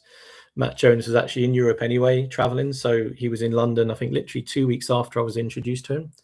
So I did what every Londoner does when a foreigner comes to town. I took him to an Indian restaurant, and we had a nice meal and a chat. And yeah, we left not really knowing where it would take us. We kept in touch. I said, look, why don't I come to Kentucky, just get a feel for the business? And I went in December last year and kind of really saw a big opportunity. I saw a lot of problems, but I could see fixes for them quite quickly, which was the exciting bit. And yeah, discussions went on for a few months, and ultimately we put a proposition to take a majority interest in the business, take on day-to-day control, which happened on the 1st of May. And yeah, since then we're making slow but steady progress. I think with such a legacy brand, it's been diluted over the years as to what OVW actually is. So it's so difficult to sell a product when you don't actually know what the product does. It's like if you're a printer salesman trying to sell a Mustang. It's you need to understand what you're selling. And unfortunately, OVW didn't know what it was really at that point. So we put a clear identity, a clear message, where we see OVW within Louisville, where we see it within wrestling, and what our ambitions are.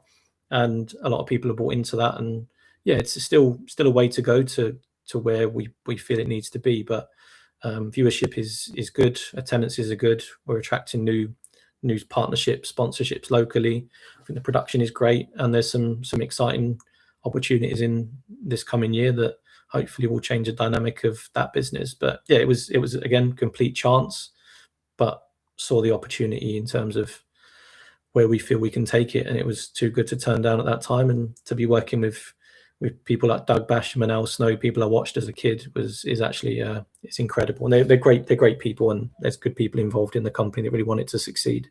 So is there any truth to the rumor that Mayor Greenberg is going to be taking a bump on an up and coming show?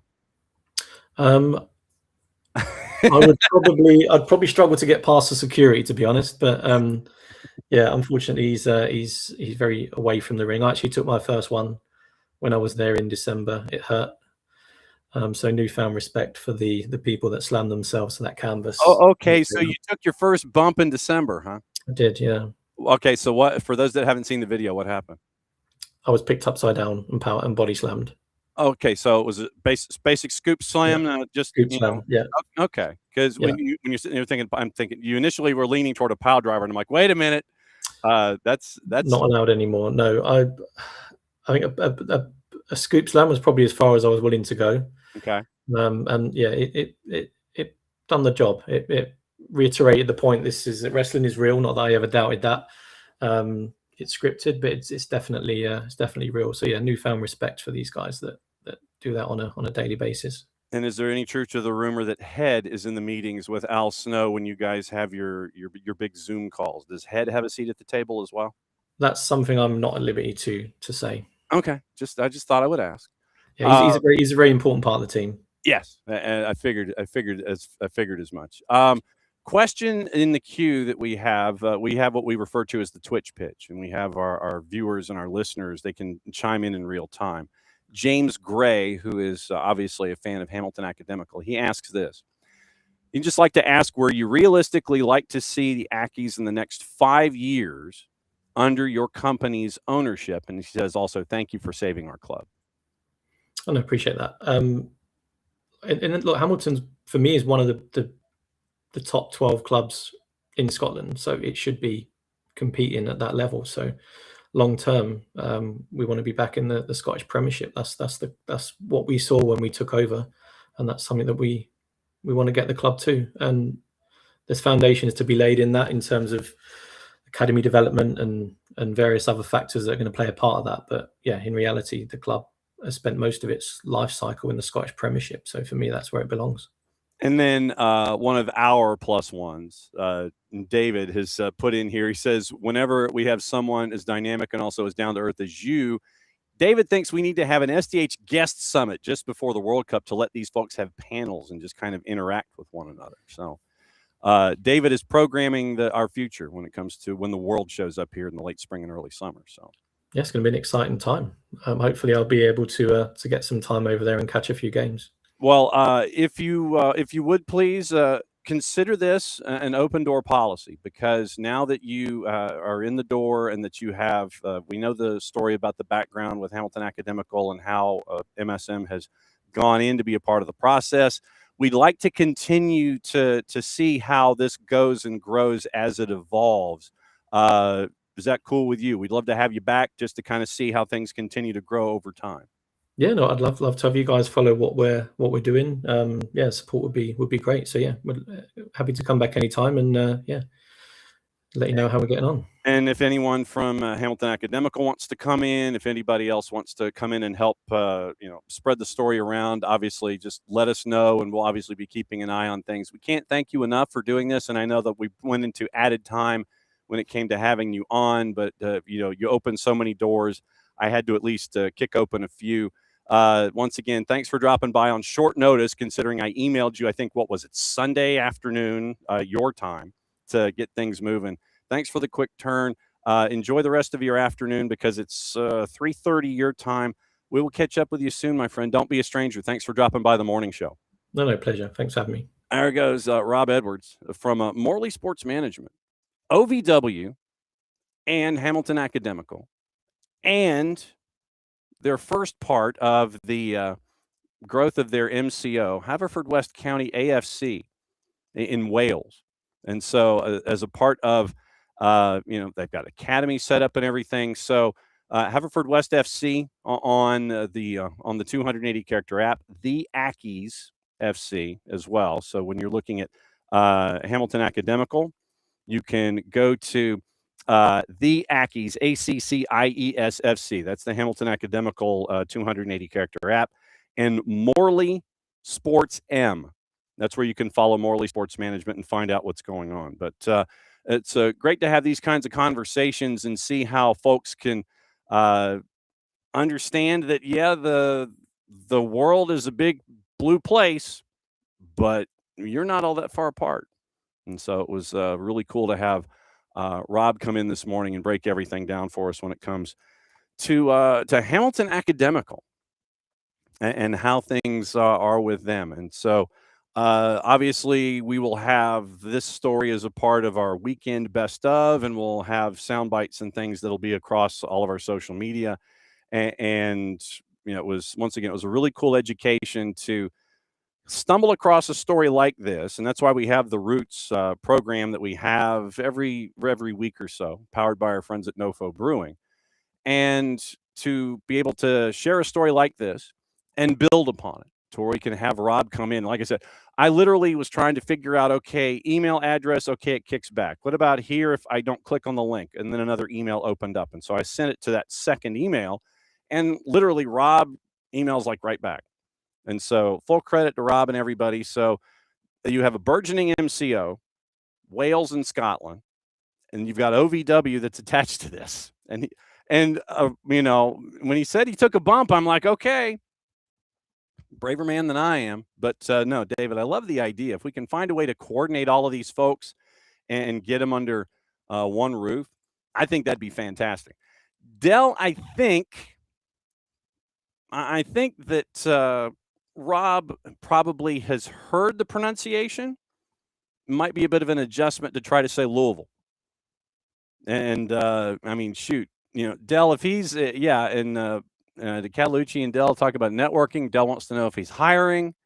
So and I wanted to ask a couple of questions in a couple of different ways and find out about, okay, so you're building this MCO. Is it geographically attached? Are you focused mainly on what's going on in Great Britain, Ireland, Wales? Are you there, or is it European, or do you have limitations and those kinds of things? Because I would imagine that with Haverfordwest and with Hamilton, you could probably start seeing some folks going back and forth, like we've seen with other multi-club organizations. So I wonder what that crossover is going to start looking like. Who would be better served? Hey, Wales has an opening. I think you'd be better served playing over here. Hey, Hamilton's got openings, and it wouldn't surprise me, depending on the time of year, if some of the folks from Haverfordwest ended up playing for Hamilton just because they were part of the MCO. But just so you have the rundown, Hamilton is right now in the third tier, and they have been in the first tier. But because of all of the issues that were financial that were never addressed, they've had to drop all the way down, and they've been relegated to League One. So it is the Premiership, the Championship, League One and League Two. So just like it is in England, that is how things are in Scotland. So right now they're in League One. And for the second year in a row, they are working off of a points deduction. And this was one of the questions I should have asked. Hamilton Academical right now, they have had 15 points deducted following breaches of rules. They had 6 deducted, and then they had another 9 deducted following a disciplinary tribunal. That 9 is subject to appeal. I would imagine that Rob and the group are looking to find ways to try and get that appealed, knocked off. Hey, we're under stable ownership now, then that 9 should be able to go away, or at least part of it. Because right now they are in 8th in the 10-team table. And they are even with Cove Rangers, but they have a far superior goal difference. And then they're only 3 points above Kelty Hearts, who have played their 20th game. And let me check the I want to check the current situation when it comes to relegation and promotion. Next match for them would have been slated for the 10th, but it looks like it has been pushed away. So 9 looks like they're in a promotion playoff. 10 looks like they are relegated, period. So different shades of red, courtesy of our friends at Odds Portal. So they are 3 points away with that 15-point federation, the second 9-point deduction, which I think if they appeal it, that probably gets wiped away. So if it gets wiped away, it puts them strictly mid-table. But they would be also a point. It'd be 4 points. If that 9 points gets wiped away, then they would be 4 points away from the promotion playoff. And there's an opportunity for them to get into the championship. But right now, like I said, under appeal at 9 points. If they get the 9 points wiped away, it gets them to 25. They'd be a superior goal difference. They'd be in 6th as opposed to 8th. And then they'd be 4 points out of the promotion playoff after, say, 19 or 20 matches. So that's where right now Hamilton Academical is when it comes to what Rob and his friends have gotten into. So that's where you are right now, and I'm intrigued. I want to see. I'd love to see where this continues to go going forward. And so I'm gonna do this. I'm gonna do this real quick. I just want to reply to Rob.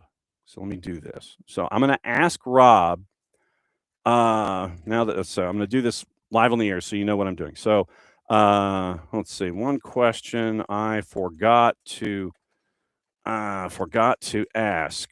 The second 9-point penalty, not penta, that can be appealed. Are you appealing it currently? And is there any timetable for a response, if I could spell response, from the John, there's no P in from the league. Let's see, one question I forgot to ask. First off, thanks for coming on this morning. No second commas. It's not in the positive. Let's see. Thanks for. Well, you can hear me massively typing. All right. So I'm sending Rob that note about the 9-point penalty. So I had to ask that, and that was one of the ones. That I forgot to ask him about, was that second 9-point penalty. So I'm sending a note to Rob as we speak, asking about the 9-point penalty and if they've appealed it. Like I said, I imagine that they have, and I would put them in 6th and then 4 points out of the promotion playoffs. So that's kind of where things stand with them right now as you are progressing in League One in Scotland with your 97.5% ownership in Hamilton Academical. And so, yeah, we'll probably buy the gear, and we will continue to pursue what's going on with them as we go. Okay, the rest of what's going on today. Liam, so we now officially do have a pronouncer on what Liam wishes to be called. It is officially Rosenior. So Liam Rosenior has had his press conference in Strasbourg, and he is now working for. He is now working toward getting officially officialed. It is a handshake. It is a verbal agreement to Chelsea. Gary O'Neill looks like he's in place, and I think what's going to happen is once Gary O'Neill is in place and locked in, then Liam Rosenior goes over to Chelsea, and that's kind of where we are with that. Okay. I'm trying to see if there's anything that we have missed this morning. Lexington SC has signed Tariq Scott to a multi-year deal, 20-year-old, pending league and federation approval, joining his brother Malik Henry Scott on the roster, featured for FC Dallas and Monterey Bay in 2025. Product of the FC Dallas Academy, injury sidelined in 23, rebounded in 24, 10+3 with North Texas to win MLS Next Pro Cup.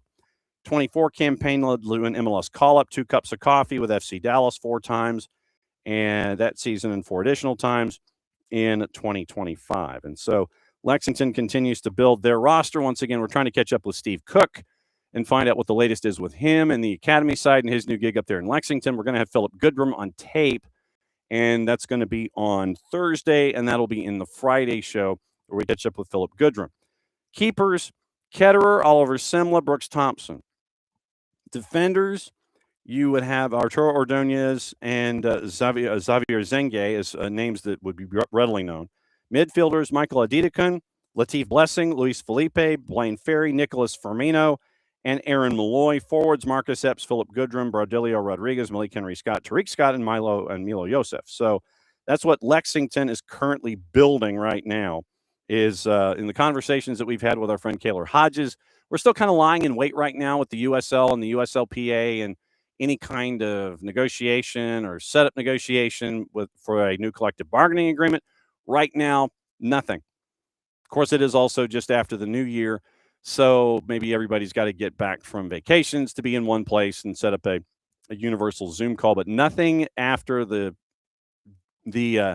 end of the old CBA with the USLPA and the USL. No new news where that's concerned. When it does happen, we'll bring Kaylor back in and find out what is going on in and around everything with the USL and the USLPA and the CBA and where they are with leagues and starting and everybody. So they're still bringing in players, just there's no CBA right now.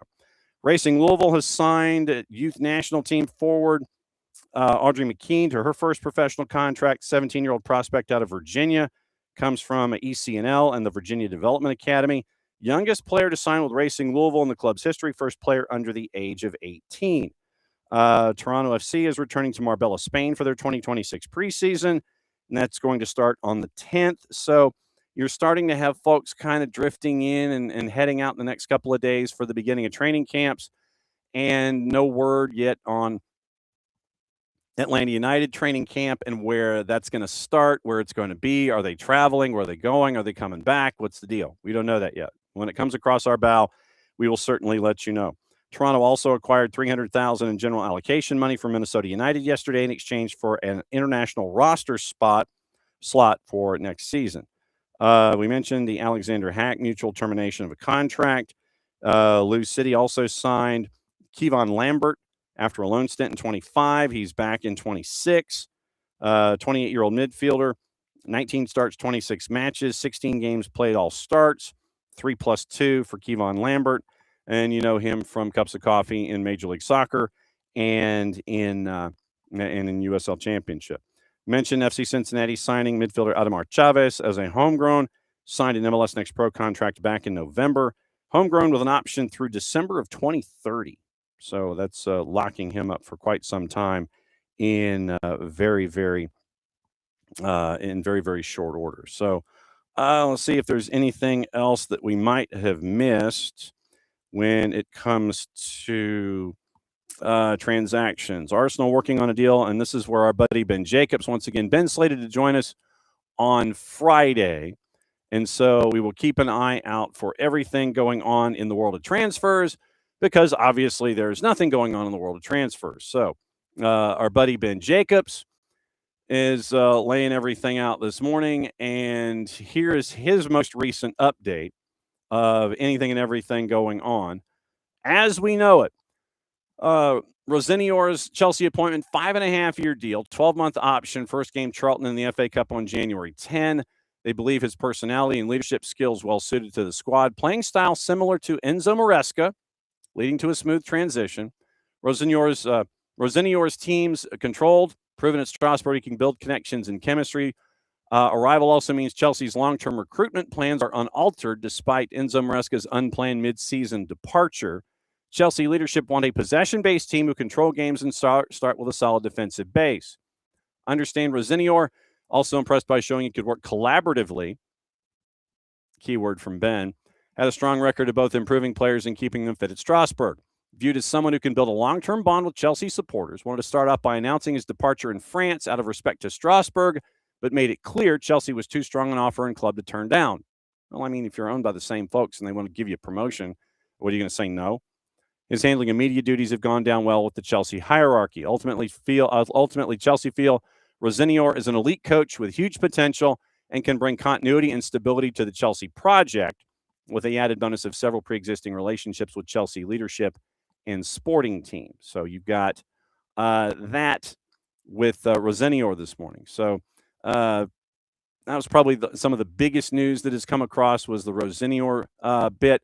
Arsenal working on a deal to sign Blackburn Rovers striker Igor Tijon, 17-year-old, also on the club's radar over the summer. January move possible after he rejected a professional contract from Blackburn. No fee agreed to yet, but one to keep an eye on this month. Andoni Iraola confirms that Antoine Semenyo will face Spurs, but adds, I think it could be the last game. I don't know what's going to happen tomorrow, and this is quote, I don't know what is going to happen tomorrow or the next 2-3 days, but I think it could be the last game. That's my personal opinion, but there's nothing agreed and nothing signed, end quote. Manchester City, according to Ben, do have an agreement in principle with Bournemouth with the deal to be formalized after the Spurs match. Crystal Palace's Romain Esse through both Bobby Manzi and Ben Jacobs set to join Coventry on loan till the end of the season, attacking midfielder, 7 appearances for Palace in all comps this year. Spurs sent to make an improved offer to Santos for Sosa after seeing an £8 million bid rejected. The 19-year-old Brazilian, according to Ben, keen to move in January with several European clubs inquiring, including Milan. Newcastle are not in the mix despite reports. Enzo Maresca, earlier this morning, has a statement out after leaving Chelsea. Rosenior, I think he was linked to Catalucci. I think you're right. Rosenior, I think, was the coach that was, hang on, let me check Liam Rosenior real quick. Liam Rosenior. And I want to say that's right. Give me a second and we can figure out. He's 22 to 24. So he was the interim at Derby, went to Hull, then went to Strasbourg. 393 matches played from 2002 to 2018, 4 goals in 393 appearances. But yes, Derby County interim in 22, went to Hull City as the full-time manager then went to Strasbourg, then he was at Chelsea. So now he's at Chelsea. So yes, that is the path, Catalucci, that he was Derby County interim, Hull, Strasbourg, now at Chelsea. Now, where was I? It was with Ben. The statement, Enzo Maresca after leaving Chelsea. Quote, and this is in all caps. I can't quite read all caps, but this is how it is. Leave this world a little better than you found it. My journey with Chelsea began with the preliminary rounds of the Conference League. I leave with the inner peace of leaving a prestigious club like Chelsea where it deserves to be. I want to thank all the Chelsea fans for their support over the last 18 months. Support that was crucial to achieving Champions League qualification, winning the Conference League, and winning the Club World Cup. Victories that I will always hold in my heart. A special thank you to all the players who have accompanied me on this wonderful journey. I wish everyone who has shared every moment with me every success in the second half of the season and in the future. Thank you, Chelsea, for me and my family. So that is the statement from Enzo Maresca.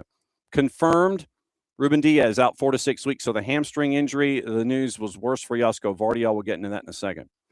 Darren Fletcher likely to be joined on the touchline at Burnley by Manchester United teammate Johnny Evans. He gives credit to Alex Crook for that one.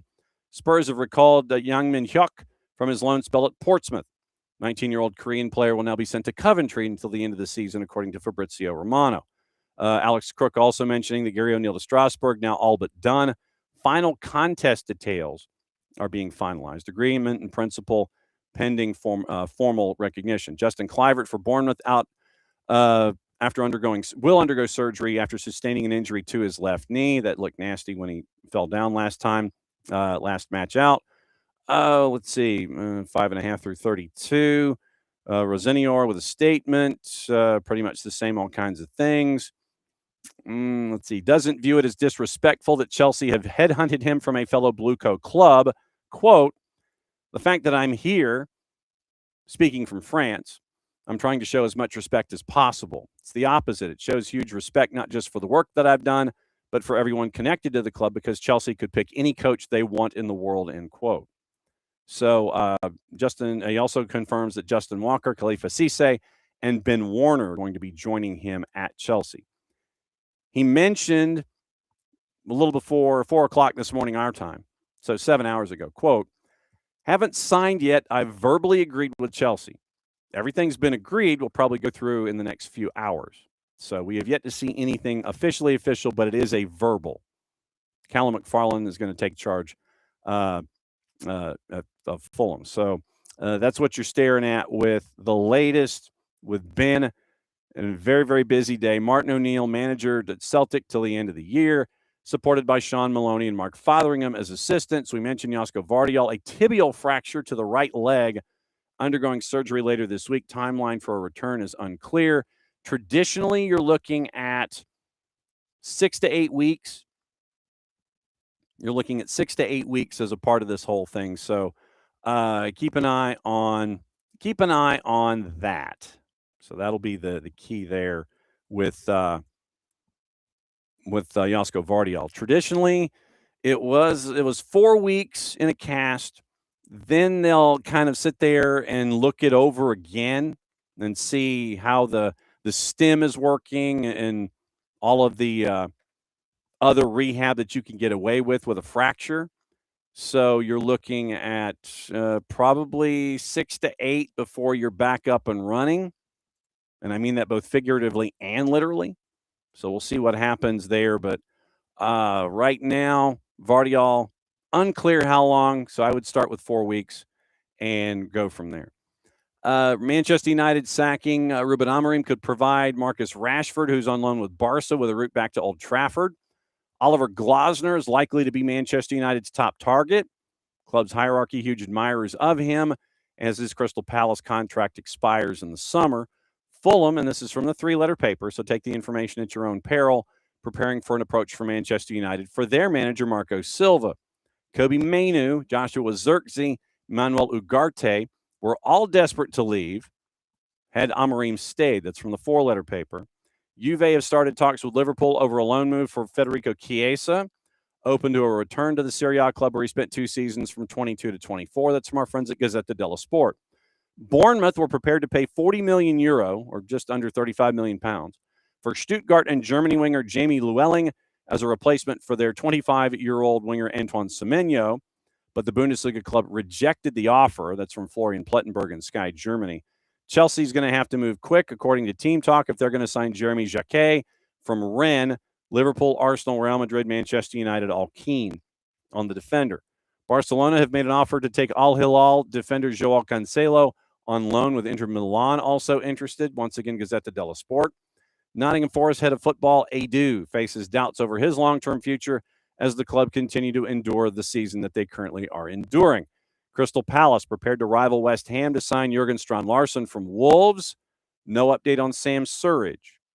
We've heard of the kicking of the tires, but once again, we will find out what the deal is. Is Wolves really that interested in Sam Surridge, or are they going to try and stay on that side of the Atlantic? Keep an eye on that as Nashville heads to camp this weekend. Spurs have held talks with Santos over a deal for their highly rated left back Sosa, interested in joining Newcastle. Callum Wilson in talks to end his West Ham contract 5 months after the club. That was from The Athletic very early this morning. And we mentioned Gary O'Neill and also Romain Esse. So we've discussed those. We mentioned Damian Downs and his set spell to join Hamburg. Struggled to settle into life at St. Mary's. Activity, Louis Barry poised for a return to League One after an unsuccessful loan spell at Sheffield United. Rotherham's interested in Duncan Watmore, training with Sheffield Wednesday, and also looking at Sheffield United's forward, 19-year-old Ryan One. Scotland's U21 striker, fellow Blade Jamal Baptiste, performing well at the New York Stadium. So that's your gossip, rumor, and innuendo this morning, looking at things involving anything and everything overseas. Now, let's focus domestically here for a second. Let me find what we're staring at here. And all right, so the latest, and we do have to kind of give a bit of an update on the chase for Elias Baez. We'll let you know where that is for Atlanta United. Once again, Michael Bradley had his press conference yesterday. Okay. Atlanta United, according to Tommy Scoops, Tom Bogert at Gimme Sport et al., nearing a deal to acquire Argentine left back Elias Baez from San Lorenzo. He says Bogert claims not totally agreed yet, but close. Fee would be around $3 million. Baez would join as a U22. Baez 21, 60 appearances for San Lorenzo's first team. Initially, it was looked at for Baez. The numbers were about $2.5 million and 50% of the pass for Baez. So it has gone from there. And considering that his value, according to, and look at that, this is from Transfermarkt, so take this for what it is. The value for Elias Baez, if it would let me type, I just want to type a name. That's all I want. So Elias Baez right now, market value is listed at 3.3 million euro. So it would be in the ballpark if you go for Baez, a 21-year-old left back. 3.3, that would be in the neighborhood. So it's probably going to end up being 3, and he's a left back exclusively. Contract expires at the end of the calendar year in 27. So you're staring at 3.3 million euro, and all the matches he's played have been at left back. So that's what you're looking at for Elias Baez. You're looking at competition at left back for Pedro Amador. 58 of his 60 matches that he has played professionally have been at left back. He has played center back, did that once. He did do left midfielder once. So that's what you're looking at with Baez. It was 1 goal in 25 in 5 separate competitions for San Lorenzo. I mean, he's a left back. He's probably more stay at home than Amador. You're looking at 1 goal and 2 assists, but he also played 2,800, basically almost 2,850 minutes last season in 32, 33, 36, 39 appearances last season, about 2,850 minutes, 1 goal and 2 assists across all comps. So that's what you're looking at with Elias Baez on in 25. 24 in 6 separate competitions, played 43 matches, and had just 1 assist. So you're looking at someone who right now is a stay-at-home left back. So then does that mean that, and yes, it is a bit of a counterbalance to what you're seeing from Pedro Amador, then does that mean that your right back, if it's Tomas Jakob, does that mean he's more active of the two? So what are you staring at? That's what you're looking at. And when it comes to Jakob, who is in, Baez, who is being looked at and being chased, by all accounts, it's close. So we'll see what happens there. Nearing a deal for Elias Baez. They were thinking, so if we do 3 with a sell on, that might be where we are. So keep an eye out for that, and we'll see if the Elias Baez report goes over the finish line, and we'll see what it looks like for the future for Atlanta United at left back. And we'll see if Elias Baez ends up as that last pickup, at least the next pickup, and that's being mentioned as we go. Let me do quick headlines here before we get out of here. Manchester United undecided on their next managerial move. Yeah, Darren Fletcher's going to be caretaker probably for the rest of the year. Then they'll go from there. And literally it took up the entire upper third of the page at The Guardian. And then you've got the note on Wilfred Nancy. Looks like Manchester City's weighing up a move from Argehi after Josko Vardiel once again has broken the shin bone. Let's see, trying to see if there's anything else going around. So let's see, Moise Kean with their win over Cremonese. Fiorentina looks like they are trying to salvage, not getting relegated. And it looks like Moise Kean returning is big in that regard. So we'll keep an eye out for that as we go. And I'm trying to see what else have we missed today. So quickly, let me run through social media, and if I've missed anything on headlines or anything like that. Cesar Luis Merlo. Okay, keep an eye out for this. Cesar Luis Merlo has the Houston Dynamo negotiating to sign Mati Bogish. Offer of $6.5 million plus incentives and a sell-on. Fabrizio Romano first to report it, and Cesar Luis Merlo in behind. So $6.5 million on the table, plus incentives and a sell-on. Cruz Azul has to answer, but it looks like Dynamo are chasing after Mati Bogish. So we will keep an eye out for anything there. Ole Gunnar Solskjaer has offered to return as an interim boss for Manchester United. Ryan Mason was sacked by West Brom this morning. I got that in an email from the club. And so now Ryan Mason gets sacked. And we mentioned where the EFL Championship is when it comes to the stack of standings and everything. Next match is going to be in 10 days, by the way. West Brom hosting Middlesbrough.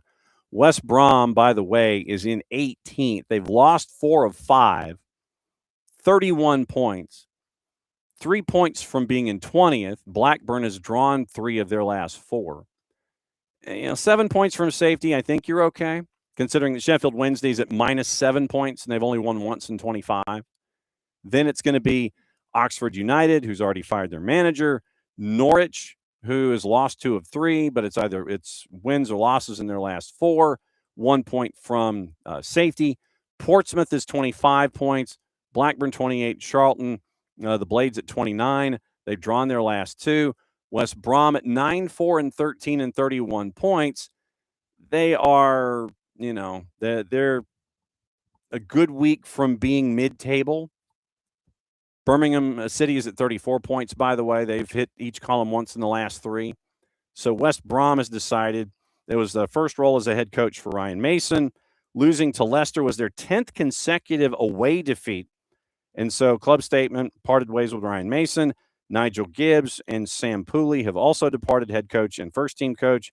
And so West Brom sends their regards.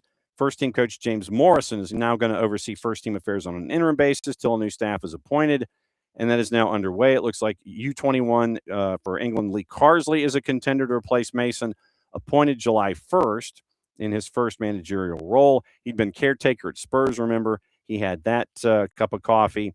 Won 3, drew once in their first 4. Then results kind of went south. Mason would win just 6 of the next 22 matches, all comps. Ended the tenure on a run of 4 defeats and 5, like we were saying.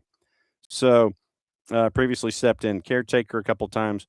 And then you have Morrison being referred to, and his run, James Morrison being referred to, previously stepped in caretaker basis for West Brom for 2 matches last season. 12 seasons with the Baggies, arrived in 2007, kept him in the Prem in 17-18, retired in 2019, transitioned into coaching, took a role inside the academy. So now, okay, it appears James Pantemis and Kamal Miller have been called up to Canadian men's national team for training camp. Preseason schedule's now out for Atlanta. And so now here's your news on that. So preseason schedule kicks off February 21st at FC Cincinnati, 4:30 in the afternoon on Sunday. So Saturday, January 10th, first open training session to media, Monday, January 12th. First week of the preseason in Atlanta, they go to FIU from January 20th to the 26th. Then they'll come back Friday, January 30th against Lexington SC at the Children's Healthcare of Atlanta training ground. Match will be streamed. We'll be up there. We don't know in what capacity yet. Team's going to continue training in Marietta before going to Texas for the final leg of preseason in the inaugural Torneo de Tejas, hosted by Dallas and Dynamo. In Houston from February 6th through 9th, facing the Dynamo on the 7th, then travel to Dallas for their final 2 preseason matchups against Red Bull and FC Dallas, 11th and the 14th. All matches open to the media. So, January 30, match against Lexington at the Children's Healthcare of Atlanta Training Ground. Hell in a Shell, February 7th at Houston. Toyota Stadium in Frisco on the 11th against Red Bulls, and then Toyota Stadium against FCD February 14th before the season starts on February 21st. David asking about Rosenior. Fans in France myopic couldn't see inter-ownership move being the easiest or most likely. Say no, and the Strasbourg job gets sketchy. Yeah, I mean, that's the thing. That's the element in all of this. It's like, look, the parent club has tapped you on the shoulder, and they want you to be the new guy. Are you going to say no? I would imagine that Rosenior would want that kind of a challenge anyway. And so, sure enough, they tapped him. He's probably also financially viable, to be honest. So you tap him, and he becomes a new guy. No real shock. Now, FC Dallas announced their preseason schedule. Then you've got, what was the other thing? Jason Russell Rowe called up to the Canadian men's national team for their January preparatory camp. We mentioned Kamal Miller and James Pantemis. And, and David, twos are building. So the twos, I think they only have like 10 on the roster right now. And so you don't know who's coming up from the homegrowns. Don't know what the academy situation is going to look like. You don't know who Jose Silva is looking at. So they're in the build too. So just everything's cool with the twos. Let's see. I'm trying to see if there's anything else that I missed before we wrap it for yet another day. So, okay. So apparently, according to Ben, United have made contact with Ole Gunnar Solskjaer and Michael Carrick as they assess caretaker options. So keep an eye out there. Let's see. Cesar Luis Merlo. Let's see. I'm trying to see what else I might have missed. Spurs is set to make the improved offer on Santos. Talked about that. Agreed in principle. Gary O'Neill talked about that. And talked about Darren Fletcher. Talked about Damian Downs. Rosenior. We got that. Staff moving over. A lot of stuff on Liam Rosenior this morning. Let's see. The Torneo de Tejas press release did come out simultaneously. Zorhan Basong has been called up to the Canada men's national team from Sporting Kansas City. And I think that will do it really quickly. Let me see if I've missed anything here. Let's see. Championship, Middlesbrough, Rosenior, Strasbourg plotting to sign Pierce Charles, Sheffield Wednesday keeper. So keep an eye out for that. Sam Mather got a plane to Turkey to finalize a deal with Kayserispor. And Jamie Llewellyn, we mentioned that. Quillen G. Hartman at Burnley. Looks like Besiktas might be calling there for Scotty Tuhati. And we also talked about Mark Gahey. Tati Castellanos is officially official, by the way. So West Ham, $27 million. Offer has been made to Al Nassr for keeper Bento, the 26-year-old Brazilian. Started his career with Atletico Paranaense before going to Saudi Arabia, 6 international caps. And so you have that. I think that is it. All right. So tomorrow, once again, we got to check and see what's going on with the first AFCON quarterfinal. So that is now up and running, and we will see. It's like I just want to start. It's like I just want to start my day. You know what I'm saying? No, that's not what. Okay, so that's not what I wanted to do. It'd be nice if I could actually type and find out where I'm going here. So yes, continue. Log in. There we go. Live. As much as I enjoy Defensa y Justicia, that's not what we're talking about right now. 9th minute, Algeria and DR Congo are goalless. So once again, two today. And there we go. Bob Fleming, thank you. It's not being appealed. Wow. Okay. Thank you, Bob. I was going to ask about that. So it's not being appealed. Huh. All right. So they're just going to let it be and fight to stay up in League One. But no, thank you for that. So, all right. So, like I said, I sent a note to Rob, and so we'll see what Rob has to say coming back on the other side. But thank you for the update on that, Bob. So, Bob Fleming, by the way, welcome. And welcome to all of the Hamilton Academical folks that dropped in this morning to hear what Rob had to say.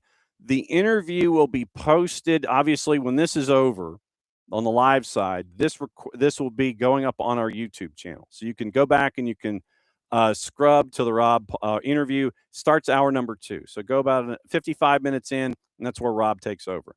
That segment in and of itself, in addition to the Kacey White segment, will be going in audio to our podcatchers, so you can listen to that later as well. So audio, podcatchers later. Set your notifications to us at Soccer Down Here.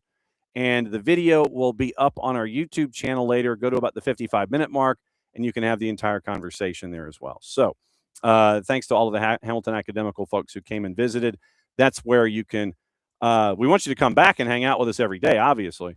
But for the segment with Rob, when this is over live, it goes into the YouTube channel, and you can go back and watch it however you want, as many times as you want. But the audio goes on podcatchers later this afternoon, and tell your friends. So that's another go-round of SDH AM. Tomorrow, it is Chris Doran, the play-by-play voice of Columbus Crew. We're going to talk old coach. We're going to talk about their new coach. We're going to talk about the season. And then busiest man in the Northeast, Dylan Butler, hopefully joining us at 10 o'clock. You will also get to hear from Robbie Cryam from the Wynnum Wolves in Queensland, Australia. We're taping that interview tonight at about 11:30. And he's going to break down the relationship with Wynnum Wolves and Solomon Kings in the Oceanic Premier League. And so with them coming online next week and a half, we're going to start those conversations and start our education about the OFC's Premier League. And you don't get a second chance to make that first impression. So we're going to try and catch up with as many of the teams as possible before the league starts, and with the league, find out where they think they are, and kind of do progress reports as the season goes along as to how they're working and going there. And so, yes, Ricky, we did talk about the Torneo de Tejas and the trip to FIU and everything that is going to be leaked. So 7, I think it's like 7, 11, 14. Season starts on the 21st. They're training in Texas, training at FIU, and you have the matchup with Lexington behind closed doors. So that is Atlanta United and what we know about that. So tomorrow, once again, it's going to be Solomon Kings out of the Oceania Premier League. It's going to be Dylan Butler and Chris Doran, and that's going to be the show tomorrow. Back up here, 9:05. So in less than 22 hours, we'll be back at it again. Thanks to Rob Edwards, Morley Sports Management, to break down everything involving Hamilton Academical and Ohio Valley Wrestling, which was interesting in and of itself, and how they're looking at MCOs and their build. And also thanks to KCD for breaking down everything she thinks about the NWSL trying to get hip, coaching, and the hashtag for today, coaching is hard.